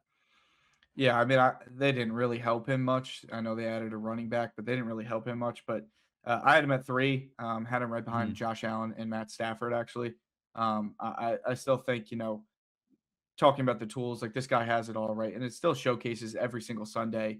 It just happens to be that the team around him does, the defense has gotten significantly worse. They have no run game, but despite, and their offensive line's terrible, right? But despite all of that, Patrick Mahomes goes out there and looks phenomenal week in and week out. I think that, their offensive line did see a little bit of improvement. I think Kingsley Suamatu got a little bit better at guard, and we'll see how the offensive line progresses. The only bigger knock on him is that the interception numbers have definitely grown over the past couple of years. From when Mahomes was at his peak, he's kind of dipping into more of those higher teens interceptions. But he's still. I think a lot of that too is maybe him just trying to force things at times, right? Where he doesn't have the team around him that he once did. Like a Tyreek Hill, like a Travis Kelce in his prime, or the Kareem Hunt. The run game they used to have, or even just the phenomenal defense, right? Where they could play a little bit more safe because he had such a good defense. Just be smarter, right? I think sometimes he has to just force things. And the division's kind of caught up too, right? The rest of the division has really good defenses that have kind of, you got to play Denver and the Chargers twice a year. Definitely makes things tougher, but I think it's undeniable that he's top 5, and I think pretty undeniable that he's still top 3. So, Ster, what are your thoughts? Yeah, I have him at 2. I was going to say like the same thing that Ty did. Like, the interception numbers are up, but like you have to test more things, or else you're just going to lose football games not trying. You saw him at the beginning of this past season, and obviously a season where he got injured. I don't think that's much of a coincidence, but he played like he normally did in the playoffs. Like starting out this year, like if you had him in fantasy, you knew that he was running a lot. He was scrambling a lot on third down. Just because he didn't really trust his weapons. And we'll see what happens with Rashee Rice. I don't have a lot of faith there that, he has a lot of things to come back from, and they're not all on field issues. Like Ty said, and like Shane said, they're not really putting a lot around him. I feel like the whole team around him has gotten, a bit complacent. They're like, oh yeah, just because we have Patrick Mahomes, like we'll be good each year. So like we can kind of do whatever. That's shown to not really shake out. Like they got smoked in the last Super Bowl that they played in. And that I don't think that had much to do with Mahomes. I don't think he played great, but you just saw their roster get completely outclassed. And then, Andy Reid has gotten pretty stale over the past 1 or 2 years as a play caller as well. So like a pretty big not his fault card here for Patrick Mahomes. We'll see how he comes back after the injury, but I got to see the boogeyman die before I know he's gone. So in my opinion, you can only run the what's it called, a jet pass to Travis Kelce so many times before it gets old. I think what's it called, a shuttle pass? I'm blanking on the play, but yeah, no, I'm not a fan of Andy's play calling anymore. It's getting, like you said, very stale. Moving on here to our next team and player, we got the Raiders coming up. This one gets interesting here, Sturb. What are your thoughts on them? Who do you think is going to be the starter for the majority of the season, and where would you put them? Oh, majority of the season is tough because if I had to make a prediction, it's probably one quarterback plays 9, the other plays 8, but I don't know which one it is. But I'd kind of put them at, pretty similar number of games that they're going to start. Kirk Cousins, I think if he stays healthy and is decent, he'll probably play as many games as they allow him, which to me is probably going to end up being like 13 or 14. But Kirk Cousins, I don't think is a great quarterback at this point, and also he's older, so he might get injured. In terms of where I would rank, I think Kirk is going to be the day one starter. Pretty solidified. I think it's like an 85 to 90% chance in my mind that he's going to be the day one starter, just given everything that Brady has said. Kirk, I would probably slot in that below average starter. somewhere below Bryce and above Beck. I don't know. I'll kind of call on you guys for that because I don't feel too strongly about where Kirk ranks amongst the Falcons guys. I mean, I thought he played better than Penix when he was there at times. We had a big debate about that. It was a little all over the place. I mean, I'd be Yeah. fine with either or. Yeah, it's mosh pit there. Maybe put him between Yeah. Tua and Penix. I don't even know. Who really cares? Yeah, if you're caring about this, sorry, Falcons fans, but Where would you put? we'll just say where'd you Kirk put Cousins is better Mendoza? than your quarterback. Mendoza, I would put above Bryson, below Stroud. I don't know if he constitutes his own tier for me or not. Yeah, unknown. But obviously, a little you've bit. seen nothing from him, so I can't just like put him in right away into average starter tier, like firmly in the middle. But I do think he'll be a pretty good NFL quarterback. But I got to see something before I just give it to you. So. Yeah, I agree. I think the only thing I disagree with is that I think they might give Mendoza a shot to be the day one starter. If he plays well during training camp, they could start him. But I think obviously Kubiak knows what he's doing. And if he wants to not bench, but just rest him or let him develop a little bit for a few weeks under Cousins, I think that's perfectly fine. So either way, I'm fine with that. But I do think that Mendoza will be a good player when he comes in. Ty, any disagreements there? Yeah, I think they should let him bench, sit for a little bit. I don't think that they have a quality offense around him to just throw him in there, especially receivers and offensive line. Just because you paid a center a crap ton of money doesn't mean your offensive line's better. So they have a tough division. I kind of think about Mendoza. Where do I think about him versus last year's quarterback prospects? I definitely would have had him below Cam Ward and probably below Jackson Dart. So I think below average starter is fine. I don't, me might eventually end up as an average starter, but not setting him up for success right away to become that. Yeah, so. I agree. Moving on to the next guy, we got Justin Herbert here. I know we might have a little bit of a conversation here with him and Matt Stafford, but then after that, we got to speed it up a little bit here. STERB, what are your thoughts on Justin Herbert? I mean, we kind of know my thoughts on Justin Herbert at this point. Like, I don't think he belongs in like, maybe if we're doing like more tiers and expanding this by like double, he's not the same caliber of player as Josh Allen in my mind. So like, I don't quite know if he belongs in the elite tier. I don't quite know if he belongs in the superstar tier either. I think he's kind of like right in between those. Knowing you guys, he's probably going to be like bottom of star or something. No, I'm kidding. But he'll probably end up in superstar or star. Herbert, I know we talked about like the not his fault card for Mahomes, but like Herbert gets my biggest not his fault card for last season. And I know that's probably like 3 or 4 years in a row now. But the last player to like be as efficient as Herbert or make the playoffs with his pressure percentage was in 2019. Like that, it really just doesn't happen when you're getting pressured at that high of a rate. I do think his weapons are good, but like they kind of individually disappointed. Like I really like Lad McConkey. I don't think he played particularly well last season. So I'm interested to see what they do with McDaniel this year. I think I'm regrettably going to be fully bought in on the Chargers for like the 4th or 5th year in a row. And we're probably going to be having the same discussion next year. You got to stop letting them do this to you, man. Yeah. It's like, how many times do you burn your hand on a stove before you don't touch it again? For me, a lot of times apparently, but yeah, I do think Herbert is individually a very, very good quarterback.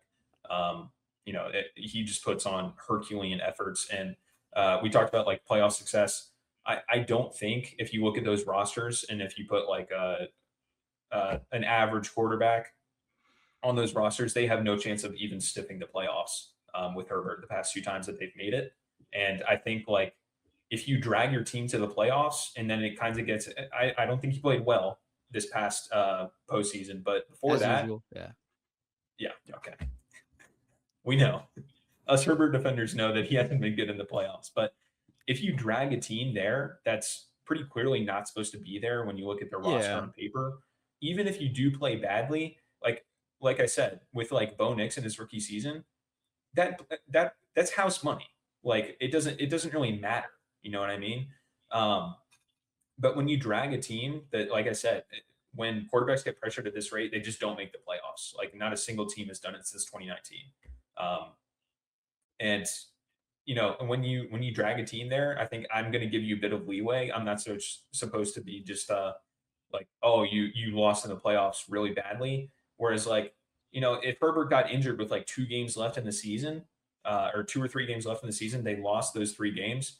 I'm supposed to view him as a better player because he didn't lose in the playoffs. Like that kind of just seems like you're framing Is the he, opinion that you want to see in there. I understand he didn't play well in the playoff game, but I have to give him some sort of leeway if his team didn't belong there in the first place. And this is why, like, I think accounting for everything, you can put more playoff blame on Lamar than you can Herbert. Because Lamar, most of the time when he's a favorite, he's not playing up to the standard that he's supposed to be. Justin Herbert, everyone kind of calls out his team and his he's roster when he goes into the playoffs, and then he ends up, losing because he I mean, dragged Yeah, his but team. he loses because he explodes. He's terrible. I think That's Herbert not He looks entirely like true. he forgot how to play quarterback this past year. this past This playoffs, past Yeah. year, yes. This past year, The year like I before said, that, I how many don't. interceptions did he throw in the playoffs? 4. If you go back and watch the game, I believe 2 of them were tipped. 2 of them were tipped, and was he it had was pretty that the much no Texans hope game? of even winning that game. No, Yeah, it was Texans game. Was the Tigers Steelers? It was Texans 2 years ago. Yeah, I don't know. Yeah, I Yeah. don't, I'm not a big I remember Herbert. I watched He's him in my the Denver airport actually. But Denver airport. Shout out to the Denver airport. It's a good airport. Ty there's knows about ghosts that in there. too. Yeah. We could do a whole other episode about the Denver airport. Maybe just talk about escapades in there. No, I'm kidding. But yeah, Herbert is my number 8 quarterback. I would put him at probably either bottom of superstar.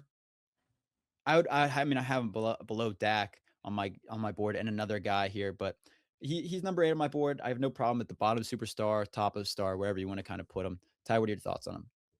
Yeah, I'm at 7. I do this with Justin Herbert, where he will start the season as a top 10 quarterback and he'll Yeah. finish it as a 10 to 15 quarterback. Because, listen, I understand the roster. It's not about the roster on paper, right? The roster on paper is good. It's the fact that his offensive lineman, his bookend tackles got hurt, and it Yeah. definitely doesn't help. But I mean, as the season goes on, he goes from playing like, with the tackles hurt in the beginning of the season, he goes from looking like an MVP type of candidate to completely falling off a ledge as we get to the playoffs, and even the end of the season. It's a continual downward slope every year for Justin Herbert. So I'm at 7. I think this is a guy where you can actually look at the intangibles and say, yes, they are there. Right? He's makes some fantastic throws consistently. He's got a great arm. He's a good athlete. Like, he definitely has the ability to pad the numbers. Right? He's thrown for 5,000 yards. Like, no doubt about it. Does he play well? But I definitely do factor in, some of that clutch factor in the playoffs and winning in the playoffs, right? Winning when it matters. I know it's more than just, a quarterback play, but to me, winning, if we're going to talk about it as one stat for any position, it's definitely quarterback. That we can say, okay, fine, he played well and he lost, and it's very objective, of course, but when you play as bad as he does in the playoffs and then just kind of fall off on the slope from the start of the season to the end, it's hard for me. But I am at 7 just Yeah. because I know that the talent is definitely there. Yeah. Moving on to our next guy, we got Matthew Stafford. I think all of us are going to agree that he is a top 5 quarterback. I'm having him in the superstar range. I'd put him below Joe Burrow, Mahomes, Jackson, and Allen. I think Ty, you said you had him at 2, I think. And Yeah. then, sir, where did you have him on your board? He's kind of in that Dak and Love tier for me. I know that's kind of low, but I'm just gonna, again, stick my hand on the stove and it's gonna burn again. This is pretty much exactly where I had him last season. When you are older, like, I have to factor that in a little bit because, again, I'm trying to look back at my board a year later and be like, oh, I had Stafford there. Like, that was maybe a little high. Like, could I have projected that, maybe he's older? I will say though, like, quarterbacks can play longer than people think. I think just because he had that back injury last year, maybe this should cause me to adjust my rankings. I'm arguing against myself here.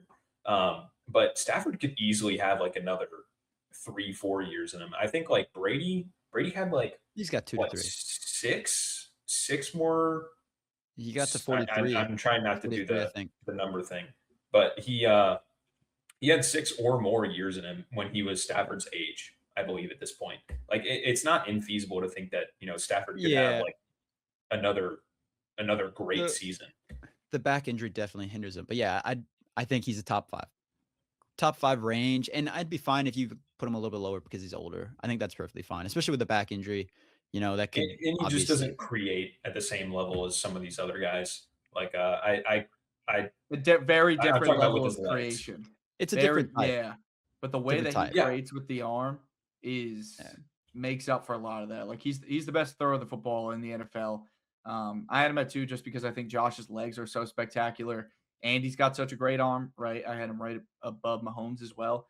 But Stafford, I mean, for the longest time, I think he's just been the best thrower of the football, just because all the different things that he can do. With the deception of his eyes, with the arm angles, like since he was in Detroit, right? And back in Detroit, he was a phenomenal quarterback year in, year out. Just had arguably the worst team in the league every single year that he was there. But just, yeah, I think he's got the best arm in the game. I think he does have some sprays more than people would like to admit, and probably that comes from testing other throws that quarterbacks just wouldn't test. And again, he's very good at getting the ball out.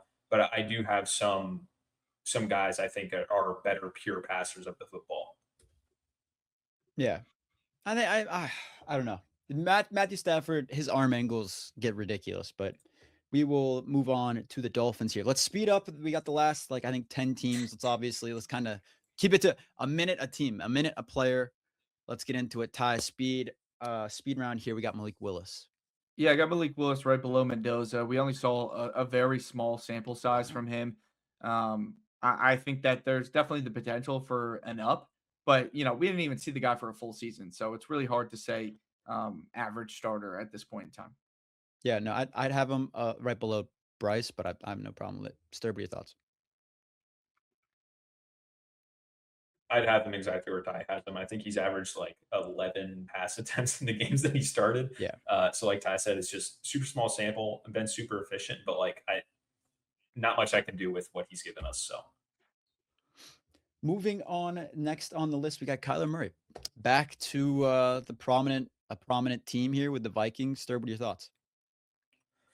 I think this is probably kind of a bounce back season for Kyler Murray. I know a lot of people don't like him. He's been kind of like another Twitter echo chamber guy. I think if I'm projecting, I think I would have him right above Goff, maybe tied with Goff. Wow. I just think he creates just so well, and maybe that's accounting for the situation a little too much. And maybe I'm just like, I think all three of us have been pretty high on Kyler Murray. Ty, I know you have in the previous years. So maybe this is just like, okay, maybe I want to prove some people wrong and put him a little extra high. But I think taking our three opinions, I think he would slot in right behind Goff. But I do expect him to be at that level. Like I think he can create more than Goff can out of structure, but also he's not as good of a pure passer as Goff. So I think kind of break even there. I would again value the traits like a little more. So that's why I'd probably give him the edge over Goff. But I think he's a good quarterback, and I think Arizona was kind of dumb to move on from him. But that's just me. Yeah, I have him at 20 because I just don't really know what to expect from him. Like that's literally the only reason why. Like he could be great, he could excel again, or he could be, struggle a little bit because he's been out of the game for a little bit. But no complaints there. Todd, any disagreements? Yeah, I'm at 22. I mean, listen, I know I've been higher on him in years past, but I think I've kind of, evened out on him. The production has definitely dropped. Some of those special plays that we saw in years past have kind of, steadied out for him too. I know bad team, but let's see what he does in Minnesota. I think there's definitely room for improvement. I could see him, teetering all the way up to 15, 16, just because of how, successful Kevin O'Connell has been with some of these quarterbacks. But right now, I think I'm a little bit lower on him just because of what we've seen in recent years. Yeah, moving on to Drake May here. I'd put him in the superstar tier right above Herbert. I have him above Herbert on my board. He's my number 7 quarterback, right below Dak. So right in that similar kind of range there. I think both of these guys are going to be great once again. And I think Drake May will excel. We saw him struggle in the playoffs a little bit. His tackles kind of started to just fail completely, and pressure started getting into his face, and he kind of fell apart in the playoffs there. But I think that Drake May is going to be back again this year. If they get AJ Brown, he'll be even better. So I'll put him there in the superstar tier. Any disagreements with you guys? Yeah, I'm at 6. The one thing with him, I think, is similar to Bo and Caleb. this is a big year for him, right? Tougher schedule. We saw him falter in the playoffs. Just had the inability to create in the two biggest games in the playoffs. So, I know the offensive line had a little bit of improvement, and maybe the weapons will have some improvement as well. But really, I want to see him, create and make big plays in big games. STERB, what are your Yeah, thoughts? I obviously love Drake May. I have him at number 4. He belongs in elite to me. Again, I think Josh Allen would have his own tier, but I feel pretty confident about ranking him equal with Jackson, Mahomes, not Jackson Mahomes, Lamar Jackson, Patrick Mahomes, and Drake May. I think are in their own tier. Again, kind of like a victim of his own success. You create so many great plays in the regular season, and again, you can't really control who you play. But you create so many plays in the regular season that you set expectations for yourself in the playoffs when you face elite defenses that are unrealistic with the amount of support that you're given by the team around you. Also, like the schedule thing is kind of overplayed in terms of the passing defenses that he actually played. Not just like Drake May is not on the same is not on the field at the same time as the opposing quarterbacks that he's played. He played very, very bad offenses. The Patriots did, but his opposing pass defenses were very, very similar to Matthew Stafford's. So the schedule thing kind of doesn't really weigh that much in my mind. In terms of like high level creation, like this is the guy I was referring to that I do think is a better pure passer than Matt Stafford. He's probably top 3 in the league for me. His deep ball is probably second to none that I can think of. He tests tight windows, not at the same level as Dak. He's very good at mitigating negative plays, and again, we saw that deteriorate in the playoffs. But how much of that was the supporting cast? I think we're in stock for another very, very good Drake May season, and I think he's a lock to win an MVP at some point in his career. Moving on to our next team here, we got the Saints. Tyler Shough is in the business. I'll make this quick and snappy. I think Tyler Shough will surprise some people. I think he'll be a top 10 fantasy quarterback this year, not necessarily top 10 quarterback, but I think fantasy wise, he's set up for success. I think Kellen Moore believes in his ability as a rusher as well, so that'll give him even more fantasy points there. I'd put him in the average starter range above Kyler Murray. I have him at number 16 on my board right now because I do think his ability with his legs and the weapons they put around him this season, in addition to building up the O-line, he's set up for success. Unlike most quarterbacks are, I think we talk about, offensive situations. He has one of the best in the league right now. I think it's going severely underrated. He has a good offensive coordinator. He has an insane amount of weapons to his disposal, and the O-line got built up. So I'd put him at 16 on my board and in the average starter tier there. Any disagreement with you guys? I think insane amount of weapons is maybe a reach. I mean, I think they have good weapons. I think he but does. Insane is okay. I mean depth. I mean, you gotta put a wet blanket on it. Yes, I think yeah. You could say like Your wide receiver 3 is Tagovailoa. And I think he was really good when he was called upon by Tyler Shough last year when he was healthy. He played really well. He was a third down demon. But I mean, insane, bro. He's not a demon. He was a third and longs. Tyler Shough was one of the best. Tyler Shough was one of the best quarterbacks on third and longs last season, and Devon Bailey was one of the big reasons as to why. And I think that is severely underrated. But I meant by insane, I meant the depth there. I think they do have a lot of depth at that receiver room now. I think they have Juwan Johnson and Oscar Delp, Noah Fant. All 3 of those guys are going to be solid for you. Juwan Johnson was a top 10 tight end last year. His entire career. I don't think Noah Fant will be anything great, buns. but he adds depth to the tight end room. I think Juwan Johnson was just good last year. Just because you have players in a room doesn't make it an insane room. I'm saying depth-wise, it's an insanely deep room. I think the talent is there too. I think Juwan Johnson was a top 10 tight end last year, mainly because of Tyler Shough. You look at Chris Olave, he was an all-pro. You add a great receiver in the draft. Then you add speed in addition to that, and you add Travis Etienne, Achane. I think they have great weapons. They have good weapons with Tyson, Olave, Johnson, and Achane. Of course. They have other guys that need to prove that they can be consistent on. I think that's fair. It's not an insane depth. They have names in a room. And I'm telling you, I think it'll be. Devon Bailey was the 6th wide receiver on the Denver Broncos, and we just talked about how bad their wide receiver room was. Yeah, and I think that I was very surprised. I think they got rid of him because he's older, obviously. But Devon Bailey was a big reason why the third downs for the Saints looked as good as they did last year at the end of the season. I mean, he played extremely well once Tyler Shough came in. Yeah, we can move on from it, but it's not an I'm fine with insane. that. Yeah, like, No one in the war. No one. yes, insane definitely could have been the wrong term to use there, but I do think that it's going extremely overlooked, the offensive the best offensive unit is, or the best offensive room or like group is the offensive line. We didn't even mention the offensive line. And this is about Tyler Shough. I said they added to him. Sorry. I must have missed that. Sorry. Yeah. But it's about Tyler Shough more than anything, not his offensive situation. I would have him lower than this. Probably like the end of average starter. I think that's fine. And maybe this is like, a pessimism as a Saints fan. If I put him 32, then I paid to put him 32 for him to be good. So maybe it's a classic emotional hedge there. But I think if I'm being objective, I think I would put him end of average starter. I'm perfect. Yeah, I'm at 20 between T-Law and Stroud. Yeah, no, I don't mind that at all. If you want to put him in there. Moving on, we got Jackson Dart Ty. You were high on him in the draft last year. Where would you put him now? Yeah, I think right now I'm gonna put him right. I have him at, what is that, 23, right behind Kyler Murray and Stroud. I have him at 23 as well. I like Dart. I think he's got a lot of upside. For me, it's just becoming a smarter player. Staying in the pocket, being a smarter player when it comes to scrambling, right?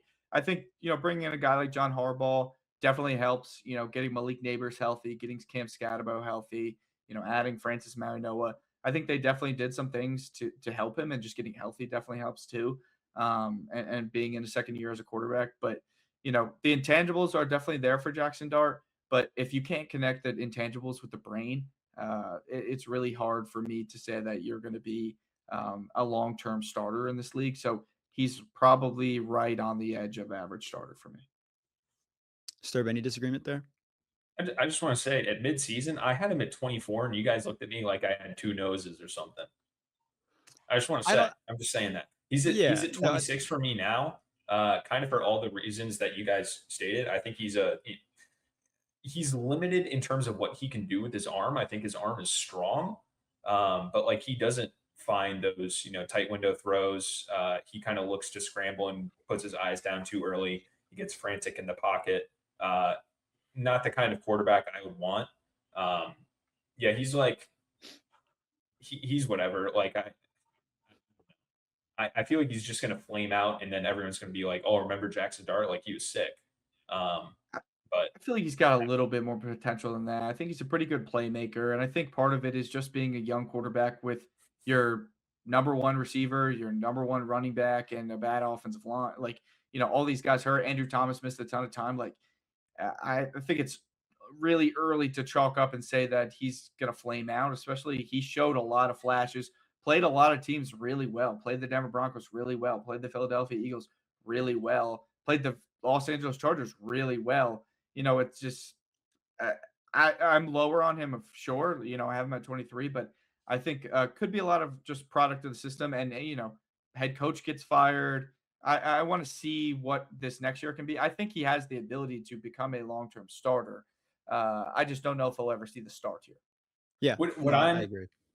One of my concerns with him is that, like, I think he was actually like an underrated, maybe not underrated in terms of like how the public views, but like in my mind, I thought he was better as a floor raiser than I initially thought. Like he was playing kind of with scraps out there at certain times, and playmakers like this, like improvisers, scramblers, design rushers, play better when they, or not play better, play better than system quarterbacks when they don't have much around them, because they're able to create. The problem is, like, I think he's too limited to operate like a high level offense at the level that you want it to be. And if you're counting on him to raise the floor of a bad supporting cast, I think that has an expiration date because of how he plays. So I'm pretty concerned with him, but 26 for me. Moving on, we got Geno Smith. We're putting him at the bottom. All right. We're moving on from Geno. I don't know. He has the least league in interceptions. Yes, he is. By a long. This past season, he was not. I would take him over Bryce. I would put him above. You would take him over Bryce Young right now. All right. Yeah. Yeah. No. STERB, I don't know. I think you're. Too many negative plays. He leads the league in interceptions since like 2023 or something like that. It's terrible. All right. Way too many negative. Moving on, we got Jalen Hurts. Ty, what are your thoughts on Jalen Hurts? I had Jalen Hurts at 16. I think that Mm, he's the top of average starter for me right now. Jalen Hurts, it's so up and down with him. I think that we've seen amazing flashes, right? In the Super Bowl, both Super Bowls, like lights out. A lot of it can probably be chalked up to the offensive coordinator changes. I think people don't factor that in enough. It's really hard in this league when you go from offensive coordinator that becomes a head coach to offensive coordinator that gets fired in week 6, and then offensive coordinator that becomes a head coach, offensive coordinator that gets fired in week 8. It's like the back and forth, the changing of the schematics. I think he's definitely limited a bit as a passer, but I think, coming in, if Sean Mannion can merge a offense that I think is pretty quarterback, friendly with some of the things that Jalen Hurts does well, we could definitely see Jalen Hurts bounce back to what he is at his best, which is probably a top 15 quarterback, teetering to top 10 quarterback play at yeah. times, but not consistently enough. Yeah, I have him at 13. I won't add anything, Ty. I think you hit it on the nose with him. So I have him in that same range. Yep, ditto everything that Ty said. All right, moving on. I We got 16 as well. six Rodgers. teams, I think, and let's get this done within 2 hours. So we got a minute 45. We got 15 minutes here. Moving on, we got Aaron Rodgers. Sturb, what are your thoughts? I don't know. Like, I think it's probably below average starter. Like, he's probably equivalent with Mendoza. I do think Yeah. like putting him in the same tier as like Beck and Tua is a little disrespectful. Yeah, I maybe- mean, we maybe have we 6 should tiers there. but whatever. Yeah, I think that's a good spot for him. Yeah. Contemplating retired. Did you guys see it? I think He he said confirmed that this year is going to be his finals last last year. one. So Yeah. he's getting his retirement tour. That's what he's getting this year. So I guess, and I will say that the NFL, that when the schedule was getting, there was like, it got pushed over. They were like, no, it's not about Rodgers, this and that. But It was I feel like definitely about there was some play in there because they have 4 primetime games, maybe three or 4, I think. There's no shot they're getting any of those if there was a doubt that Rodgers wasn't going to play. None. Yeah. So moving on here, we got Brock Purdy. This one is where it gets a little bit interesting. Brock Purdy. Brock Purdy is number 19. Brock Purdy is number 19 on my board. I'd put him right above Murray in this average starter tier because I do think that Brock Purdy has, moments where he can make incredible plays. But I think this past season and some of the seasons prior, you kind of realize he was what This Brock past was season awesome proved. this year. This past year proved, if anything, with the Look, amount of injuries they had, the weapons I think he finally was were not fine. what it was. I thought in he years was past. fine. I thought he was fine, but Brock I was wasn't. very, very good this year. They went to the playoffs I'm with not a a big bad Brock Purdy guy. defense with I'm not- so many injuries. I think he's an average quarterback. I think he's the definition of average quarterback. You give a Shanahan a decent quarterback, I think they all do the same thing. That is what I will say. This is the first time we've seen weapons were not- Shanahan. This is the first think time we've he's- seen Shanahan not have think that's a fair. top 5, top 10 roster, right? With the Sure. injuries, with Kittle Sure. down, with the receivers down, Sure. and Brock Purdy took them to the playoffs. I don't disagree at all. I think Christian McCaffrey played at an all-pro level, and I think that Brock Purdy So- played into the Shanahan system. And I'll leave it at that. I Okay, think I will say, I think all the quarterbacks say- on this board above him sorry. will do the same thing in that offense. Sorry, go ahead, Sturb. I have him at 13. I used to be a bit of a Brock hater. Fine. And I'm not a hater. honestly, I'm not a hater. that 2024 season, we're talking about this past season, his offensive supporting cast was maybe worse in 2024 because it was literally him and no one. And it was him Yeah. scrambling around, trying to make plays, which he actually did at a pretty high level, even though it didn't lead to that many wins. And that kind of really turned around my perception of Brock Purdy in my mind. And you kind of see him through a different lens when you see him not only execute like a Death Star offense at a high level, but also like carry a bad offense to like decent results. So you kind of see that duality. And then Jason, I don't know what you're talking about. He was lights out this past season, Look, honestly. Like No, I don't and- think he and was the- and bad. the- I don't think he was Undoubtedly, bad. like a top 10 to 8 level. The Undoubtedly. 3 guys ahead of What do him you do think? not do. The 3 guys ahead of him do not do what he did last year. Jared Goff can't move Yeah. the same way. He- Trevor he's Lawrence can't minimum create the top same of that way. I think he could starter. perform the same way, is what I'm saying, in that offense. If No you way. give in that Kyle division, Shanahan- Kyle with the Shanahan weapons is they the reason had. that if you don't have Christian McCaffrey, he doesn't play that well. I mean, his numbers look nothing like they did if you didn't have It's not 2024, true. he was That's phenomenal. not true. And In McCaffrey, 2024, he was disagree. very good. I disagree. Goff, I think bro, go Christian back McCaffrey. and watch Okay, Purdy. you lose all of those weapons and Christian McCaffrey. Yes, I think he would have struggled. he still played well in He would've 2024 without He would them. have struggled less, or he struggled less than Goff. He still had. Didn't he still have Kittle? If you go watch honestly, 2024, he's not doing the shit that Brock Purdy is doing in 2024. There's no chance. That's what I'm saying. I think it's the Shanahan system, though. I think you No, are No, significantly. it's not. It's not. I It's think not, I you are promise you. significantly discrediting it. I think he is significantly Shanahan more doesn't of the make reason Brock that Purdy the run team- around yeah, for and 4 the Shanahan seconds, turn system around didn't twice. I'm work not for saying he JJ does, but throw, he also doesn't make Brock Purdy make bonehead decisions that throw terrible picks at times, Yeah. which he has done. But the Shanahan offense So didn't is work Goff. for JJ McCarthy. It didn't Yeah, have and CJ Jared Goff Beathard produces winning 10 games. times more. I mean, I don't No, understand. he doesn't. No. Yes, Purdy he does. was much Jared more Goff productive produces this 10 past times more than season. Brock Purdy. No, that's wrong.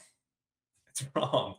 Purdy was much better this last season in terms of just raw stats. I mean, The was. Shanahan Purdy offense is. does not He just was. work with any quarterback. We've seen it across the league. JJ McCarthy is Jared the prime Goff example had of that. 4,500 yards, 34 touchdowns, 8 picks, 37 Yeah, and touchdowns, he had 4,600 yards, and 12 picks the year before. A healthy offense the entire year. I'm talking about production, though. Sturb just said I'm blatantly Yeah, wrong you're for going to production. produce. You're Yeah, going to per produce. game, yes. I just disagree. I think every single one of these quarterbacks could do the same thing Brock Purdy did. And I'm not a Brock Purdy hater. I think he's a There's solid no quarterback. I think he's an average Jared quarterback. Goff can't and I move give him his around like flowers. that with as bad of an offensive line. I don't as think he they can had move and the around. I'm not weapons. talking about Yeah, moving around. That's the only way that you could have won it with that offense. I think he would be. I think he would be able Brock to Purdy navigate was Goff's 4th in system. EPA per dropback this past season. Yeah, and there's been numerous other Granted, quarterbacks. Jared who talk Goff about was 5. EPA Jared per Goff was dropback. 5, but he had a much easier job, in my opinion. Okay, in 2024, Jared Goff was second in EPA for But drop look back. I mean, Go back Like, and watch Brock Purdy and what he had to deal with in 2024. There's zero chance Sure. that Goff is even able to Sure. get them to the same results. I don't know. I think Kyle Shanahan is a big component of why they are that good. I'm not saying he's not, but I think you're discrediting Purdy a little bit. I And think And you're you're yeah, giving maybe way I am. too, spots you're apart. giving Maybe I way too much credit to a system that we've seen tons of guys not have success in. It's a great system. It's very quarterback friendly. But mean, it does not work for everyone. What were we JJ McCarthy saying is the about prime example. Mac Jones? Mac Jones looked like a god. I don't know. Mac Jones was a playoff quarterback in New England. Was he But not? I mean, would you not put him in the similar range that I have Purdy right now? I mean, Mac Jones No way. Mac Jones would be below it, right? That's my point, though. Mac Jones had the same weapons, right, when he came in, and he still looked good. What? Mac Jones What are you looked saying? good in I this would have- offense. I have Mac Jones below Brock Purdy. Did I say something different? No, I'm saying you would have Mac Jones significantly below him. No. Brock, yes. Yes, and he still performed extremely well in that offense. The same team, he performed extremely but, well. like, I don't know that I would have on a Mac smaller Jones below sample him. size, and also like we've seen Mac be It's- bad. That's part of like why I would have him I've significantly seen lower. Brock been. I don't know. I think Brock Purdy is an average quarterback. I think he's good. I'm not saying he's bad. I think he's a good quarterback. In years that Brock But- and Mac both had bad supporting casts, it was not even close to who was more efficient. It's not even close. Hey man, I think the Kyle Shanahan offense has a lot more to do with it. Mac Jones, we're talking about EPA per drop back. Mac Jones was 10th. Brock Purdy was 4th. Mac Jones was 10th with the same weapons, same offense, and you don't have Mac Jones anywhere close to Brock Purdy. Apparently, I don't get it. I think that Mac Jones It's in the because system, we've seen Mac Jones be ass. We've seen him be ass. yeah, That's on other why. teams. On other teams, though. I mean, that's what I'm talking when about. When Mac Jones played ass, when he had played like ass, when he had ass around him, Brock Purdy did not do the same thing. He played pretty good with nothing around him. That's my point. Mac Jones cannot elevate a nothing offense to mid-level. He can't do that. I also don't think you can just say one guy stepped in and that makes Brock Purdy less valuable. Matt Castle went in and won 10. Matt Castle went in and won 10 games when Tom Brady tore his ACL. Is Matt Castle, replacement level quarterback for But that's Tom what I'm Brady? saying. I don't disagree. I think Brock Purdy's an average starter. I think you could plug him in and he can win you games. I just think that Kyle Shanahan is that great of a coach that he significantly lifts that offense, and that's why you Okay, see and all of Jamar's his. that great of a receiver. Jake Browning has had a higher EPA per dropback than Joe Burrow in previous years. You could say that. You could say that. I think that Joe Burrow Ah, has showed interesting. numerous times production-wise when he's healthy. He is one of the most productive quarterbacks in the league for a good reason, because he is one of the best quarterbacks in the league. But still, I mean, if you want to use that argument, like, yeah, then why isn't Brock Purdy low on your board? I mean, like, I don't know. I already told you, because he can elevate a bad offense I think to Joe Burrow mid-level. does. Mac Jones Joe Burrow cannot would do too. that. You put Joe Burrow in I the put Joe 49ers Burrow offense. above Brock Purdy. I don't know what we're saying. I know. I'm just saying. I put Brock Purdy in the average tier right above Kyler Murray. It's not like I'm shitting on Brock Purdy right now. I'm just saying I think he's an average quarterback. I'm not There's no I'm way. saying you were coming at me for not having Mac Jones and Brock Purdy similar. It's because Mac Jones cannot run a poop offense. Brock I don't Purdy with disagree. poop I around wouldn't him have can Mac still be Jones. pretty good. I wouldn't have Mac Jones anywhere near Brock Purdy either. I'm just simply saying that Kyle Okay, then Shanahan you agree is the with me. reason. Yeah, I have him in the average tier. I don't think Brock Purdy's bad. This is what I'm saying. I don't think he's It's not bad. all because of Shanahan, though. I don't think it's all because of him. That's why he's an average quarterback. He's a solid quarterback. I would take Brock Purdy if I'm 16 teams in the NFL. I don't mind. We're saying the exact same thing. It's just I have them 3 spots higher.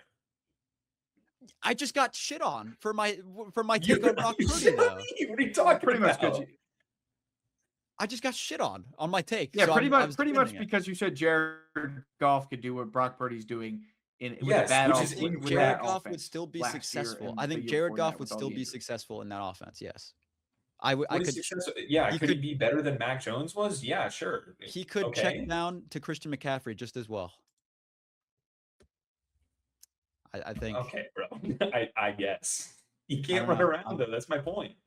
That's fine. That's fine. I'm not high on Brock Purdy. I think he's an average quarterback. Let's move on. Let's move on. This is third argument. We Yeah, we're got not to hitting that time speed it up. marker. Sam Darnold now, Ty. Yeah, Where are we your gotta be thoughts on Sam fast. Darnold? All right, Baker Mayfield.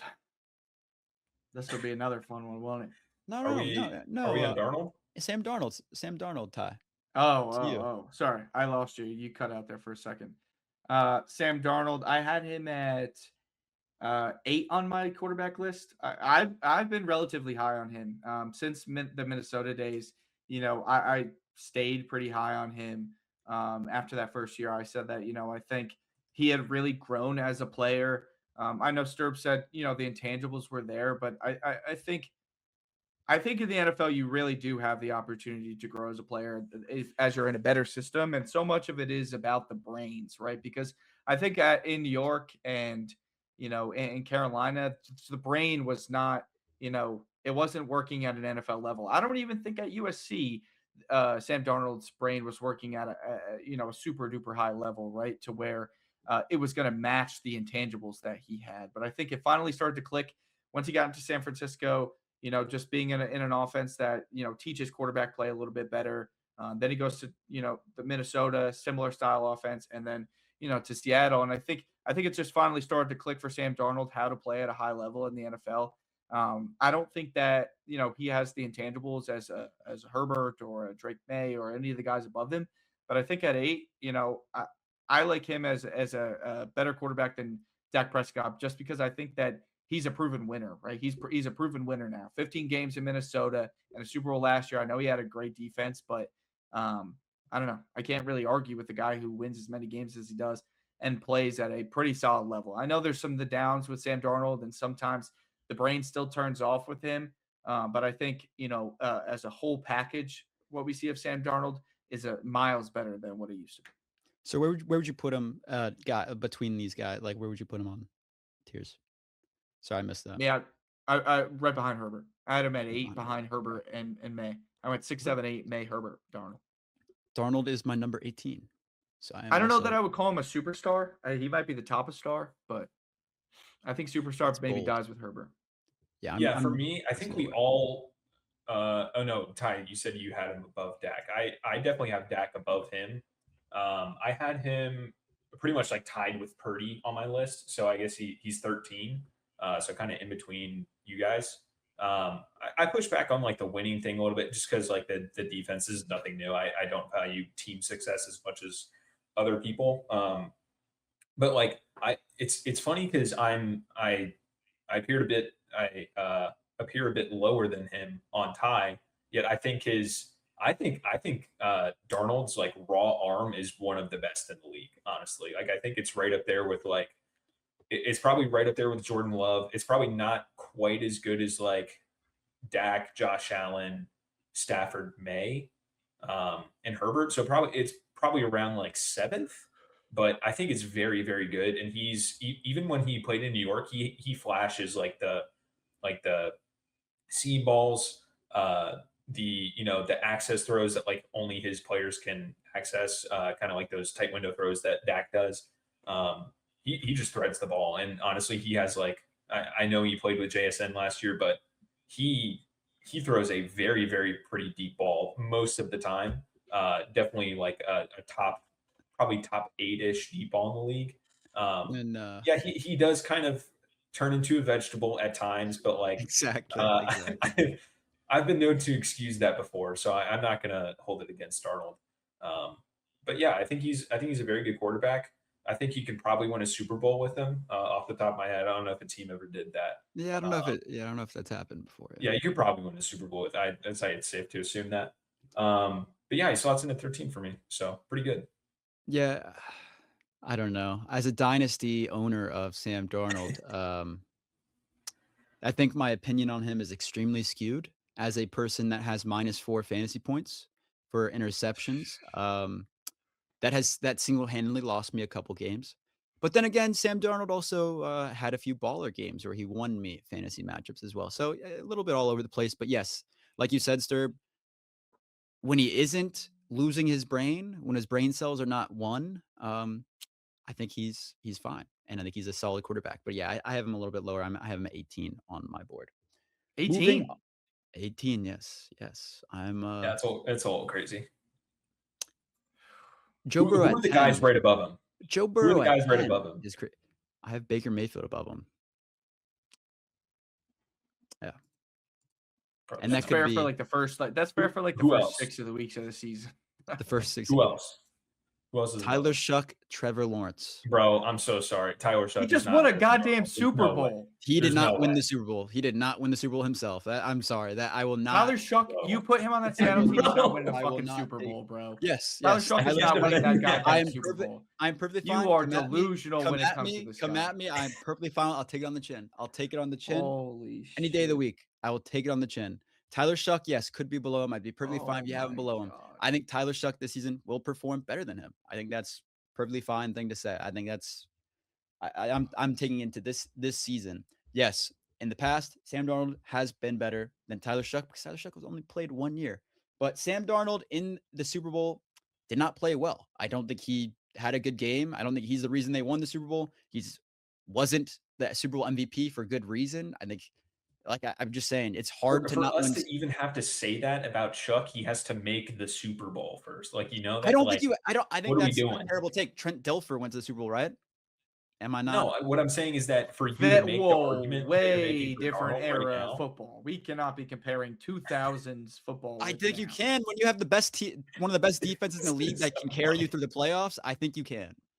I think that Sam Darnold was a solid quarterback, but I think just because he won a Super Bowl, this is what we talked about with Jalen Hurts. Jalen Hurts was top 10 because he won he went to the Super Bowl a couple times. Now he's down here all the way at the bottom of this board. I think Jalen Hurts has done more than Sam Darnold throughout his career, but he's below Sam Darnold now because Sam Darnold won a Super Bowl with a god team of a defense.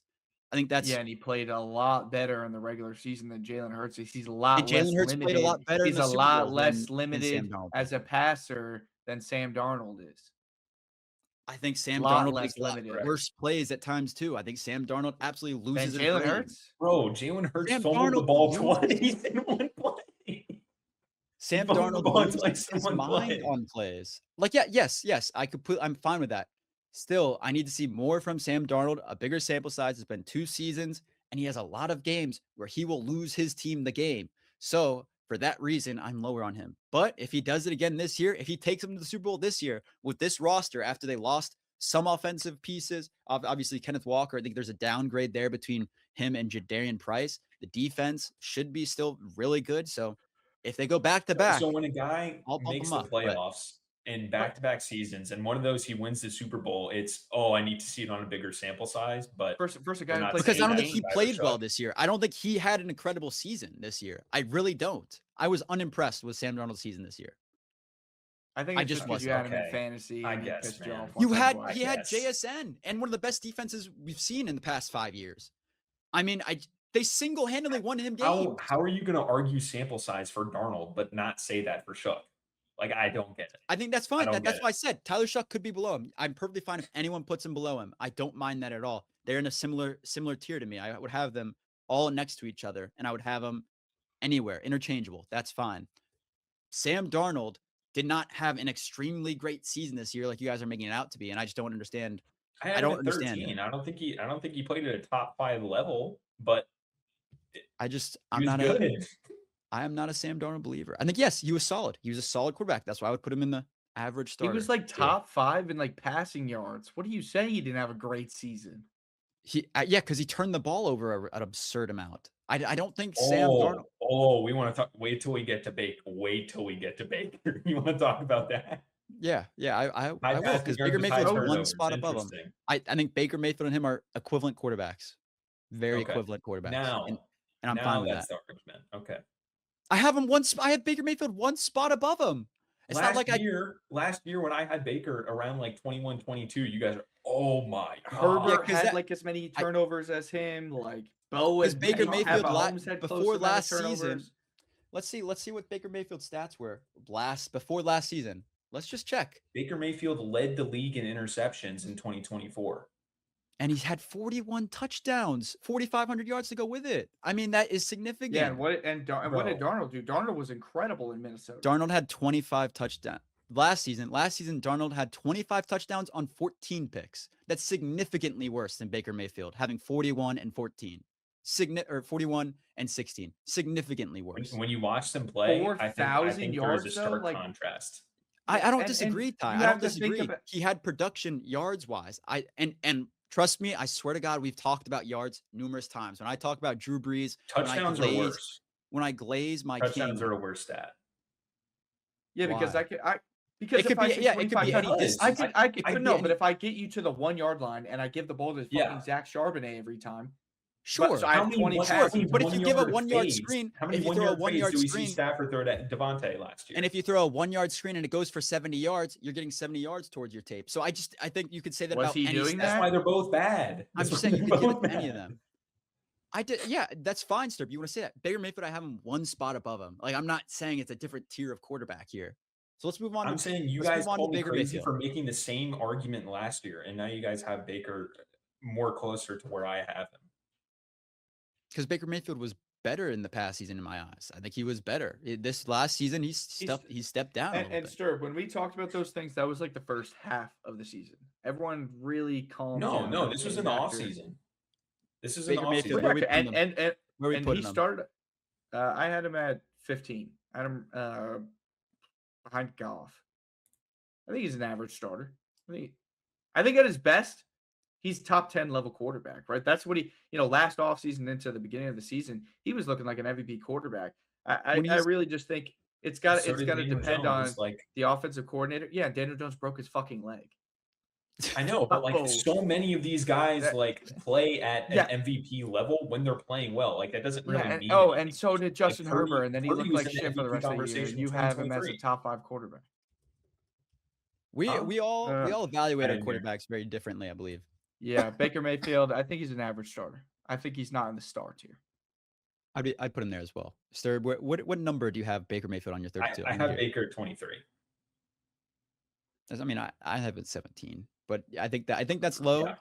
But it's not like just horrific. Saying when I called this out 2 years ago, and I was like, Liam Cohen in the screen game leaving in those poor tackling performances in the circus show NFC South. He had 81.4 EPA, total EPA. So an estimated points that Baker Mayfield was responsible, quote unquote, for putting on the board of 81 points on just running back screens in 2024, just running back screens. That is by far the highest that I could possibly find.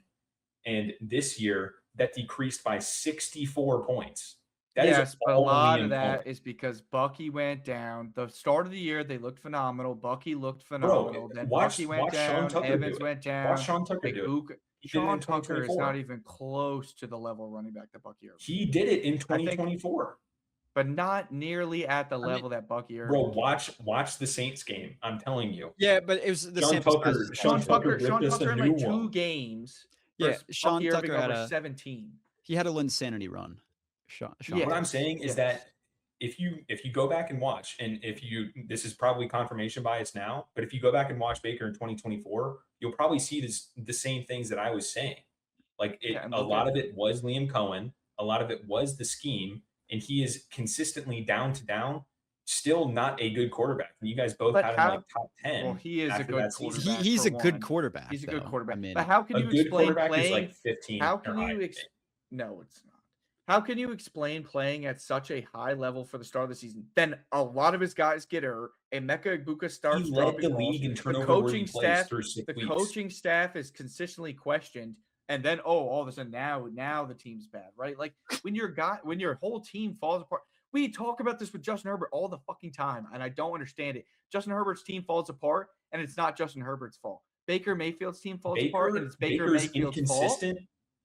Baker is Justin Herbert had inconsistent. about as many turnovers as Baker Mayfield did. What are He you turns talking the ball about? over at the same clip. He and the team gets hurt, and it's not Justin Herbert's fault though.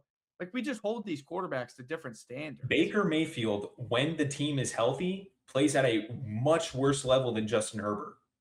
A much worse and more He inconsistent was an level than Justin Herbert. MVP That's candidate when the inarguable. team was healthy. Him and And he Herbert led were the talked league in about. turnover-worthy plays. It was I think just the turnover his balls weren't getting worthy intercepted. plays, I think it's His a balls shit were house. not getting intercepted. I think They that weren't. He it's an played iffy very, stat. very good in the Seattle Iffy game. stat. The other games, Yeah, he was like, Or I can't Jenks remember Island. what game it So was, but it was why are week 3. touchdowns and yards shitty stats, but turnover worthy plays is usable? Because they're like turnover-worthy plays. It doesn't matter if the guy you're throwing to it drops it or not. Like touchdowns, you can poke holes in all day. Like turnover-worthy plays, if I throw a turnover-worthy play, in most scenarios, more than a touchdown, it is explainable for how good or bad I am on that play. I mean, You get what I'm yeah, saying? sure. Yeah. I honestly, where do you find it? Like, where do you find the turnover worthy play stats? You can listen to podcasts or look them up in articles if you don't want to pay for PFF. But he led the league in turnover-worthy plays through week 6. Yeah, PFF though also is like.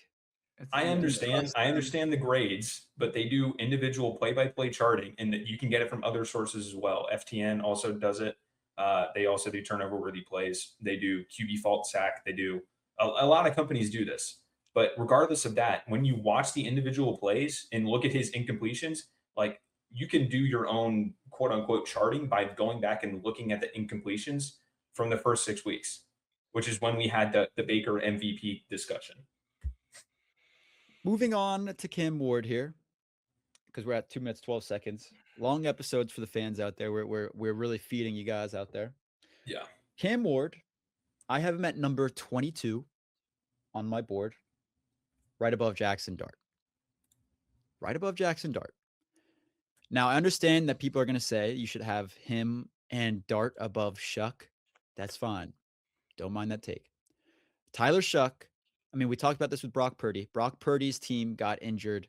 He performed well. Tyler Shough was playing with absolutely no one on the team last season, was winning games against dog shit teams. Nonetheless, won't disagree there. Dog shit teams, but he was playing extremely well, productive, and he was throwing the ball to a bunch of shitheads, and he was making it work. Cam Ward also did that. I think Cam Ward has improved Chris this season. Olave was an all-pro receiver. Cam Ward's That was best it. receiver was Jeff what about Simmons. Devon Bailey, bro? I thought he was Chris a Olave demon. was it. Yeah, right. What about Devon Bailey and went out. Jawan Johnson? Devon Bailey played for like 2 games. Jawan 2 Johnson? games, 3 games. Yeah, and I think Jawan Johnson's been fair. significantly overlooked. Listen, I had Shough above Ward and Dart, but to say that is an asinine statement when Ward's best option was Calvin Ridley fucking sucks. I mean, and Jackson Dart was throwing Tyler Shough was playing with Ronnie Bell. He made Ronnie Bell look good. Chris Olave was Ronnie an Bellman's sick all-pro catch. receiver. Chris Olave was out the final game of the year, I believe, and they still almost beat the Falcons. They've still almost beat because Tyler Shough was and they almost beat the Falcons. You can't talk up the weapons in that room when 2 things changed. They added A-Chain and they added Tyson. You talk about how insanely deep that team is. It's the same fucking team. Tyson, bro, we got Noah Fant. We're good. Tyson, A-Chain. I think Oscar Delp will come be in good for the and team. tell me that weapon room was any better. Was a significant improvement. Bryce Lance replaces Rashid Shaheed. His role. We got Noah Fant, man. Okay, and who was Jackson Dart and Cam Ward throwing to? To no one, and that's what I agree. Exactly. Shough had a way better. Listen, I had Shough above them, but to say like the comparison of Tyler Shough was throwing to no one. Okay, but outside of Olave and his team was significantly better than Cam Ward and Jackson Dart. Dog shit. The entire O-line playing against worse teams. I think the O-line was dog shit outside of Banks. You just talked about how good the offensive line was. So were the Titans and Giants. No, I'm saying the additions this offseason. Yes, a fully healthy Saints team, I think, is levels above both of the other teams right now. Them injured at the end of the season was better than Jackson Dart and Cam Ward's teams. And they were playing worse teams, like you mentioned. That's fair. I think that Shough played significantly better than both of those guys. If you're gonna, yes, I think if you're gonna target that, I was that's mainly fine. Say Tyler Shough played better than Cam Ward and Jackson. I was mainly bringing it up about this was mainly for comparison about your reason Purdy. Or your process, not your results. Yes. This is mainly about Purdy. This is what I was bringing up the Purdy. How's this about Purdy? No, because I was saying you guys said Purdy played well when his team was injured, and I was saying Shough did as well. Episode. I know it's getting there. All right, moving on. You're right. You guys are right. Moving on. Jaden Daniels, last quarterback for the team, or for us to break down. Where are you guys gonna have him? Because he had a lot of injuries last year. When he was healthy, he didn't play to the full level that we kind of expected him to. What are you guys' thoughts on him, Ty? I'll let you break him down. Yeah, I had him at 14. I mean, I think a lot of the issues last year were probably partially injury driven, right? Hurting your elbow. I mean, that's a big deal. I think he's got the upside. I'm worried that he might fall into CJ Stroud range where he was a phenomenal, rookie and maybe falls off. I think we need to see a full healthy season from Jaden Daniels. I had him right behind Goff. I think he's got all the upside in the world, and they've definitely done a great job of building up the defense for him, which makes your life as an offensive team a lot easier, right? And then Antonio Williams, maybe he has some upside. Rachaad White. I don't think they did a ton on the offensive side, but I think that Jaden Daniels at full health and with his full upside is a top 10 level quarterback. But I just want to see it, for another full season. I agree. I had him at 14 on the dot as well. Stir, what are your thoughts? I had him at 14 as well. See, this is what we do the pod. Look at this. After 2 hours, 17 minutes, we can agree on Josh Allen and Jaden Daniels. We finally agree. Oh, yeah, Josh Allen, too. Josh Allen was and Shoughh. Was a given. I guess we agree on Shoughh. Hey, man, Shough's a baller. This putting him in last year doesn't represent who he is, all right? Sure. Put up the watch. It Put up the watch. It kind of does. Yeah, no, it's not good. It's not good. Yeah, it really does represent. It's not a good. We were gonna do blind rankings for nicknames, but it's a 2-hour, 18-minute episode, so I'm not sure how many people actually made it to this point. So I will save it for next week. I honestly have no clue what we're gonna be breaking down for you guys next week. We'll figure it out. It might be receiver or running back rankings. We'll figure that out. But I have two. Doing more players. Maybe we got to rank like 2 receivers from every team. That's going to take. We might have to keep it to like top 10 next time or something. We'll figure it out. We'll figure out a better wide receiver ones only format. Yeah, wide receiver ones only. We'll figure out a format for you guys out there. But that'll do it for this week's episode. Let us know what you guys think down below about our quarterback rankings. If you guys disagree with any of these guys, Joe Burrow at 10. give STERB some hate for that. Brock Purdy at 19, give me some hate for that. But let us know what you guys think down below. You guys will check us out on social media at Jenks Island and wherever you get your podcast at Jenks Island as well. We will see you guys next week.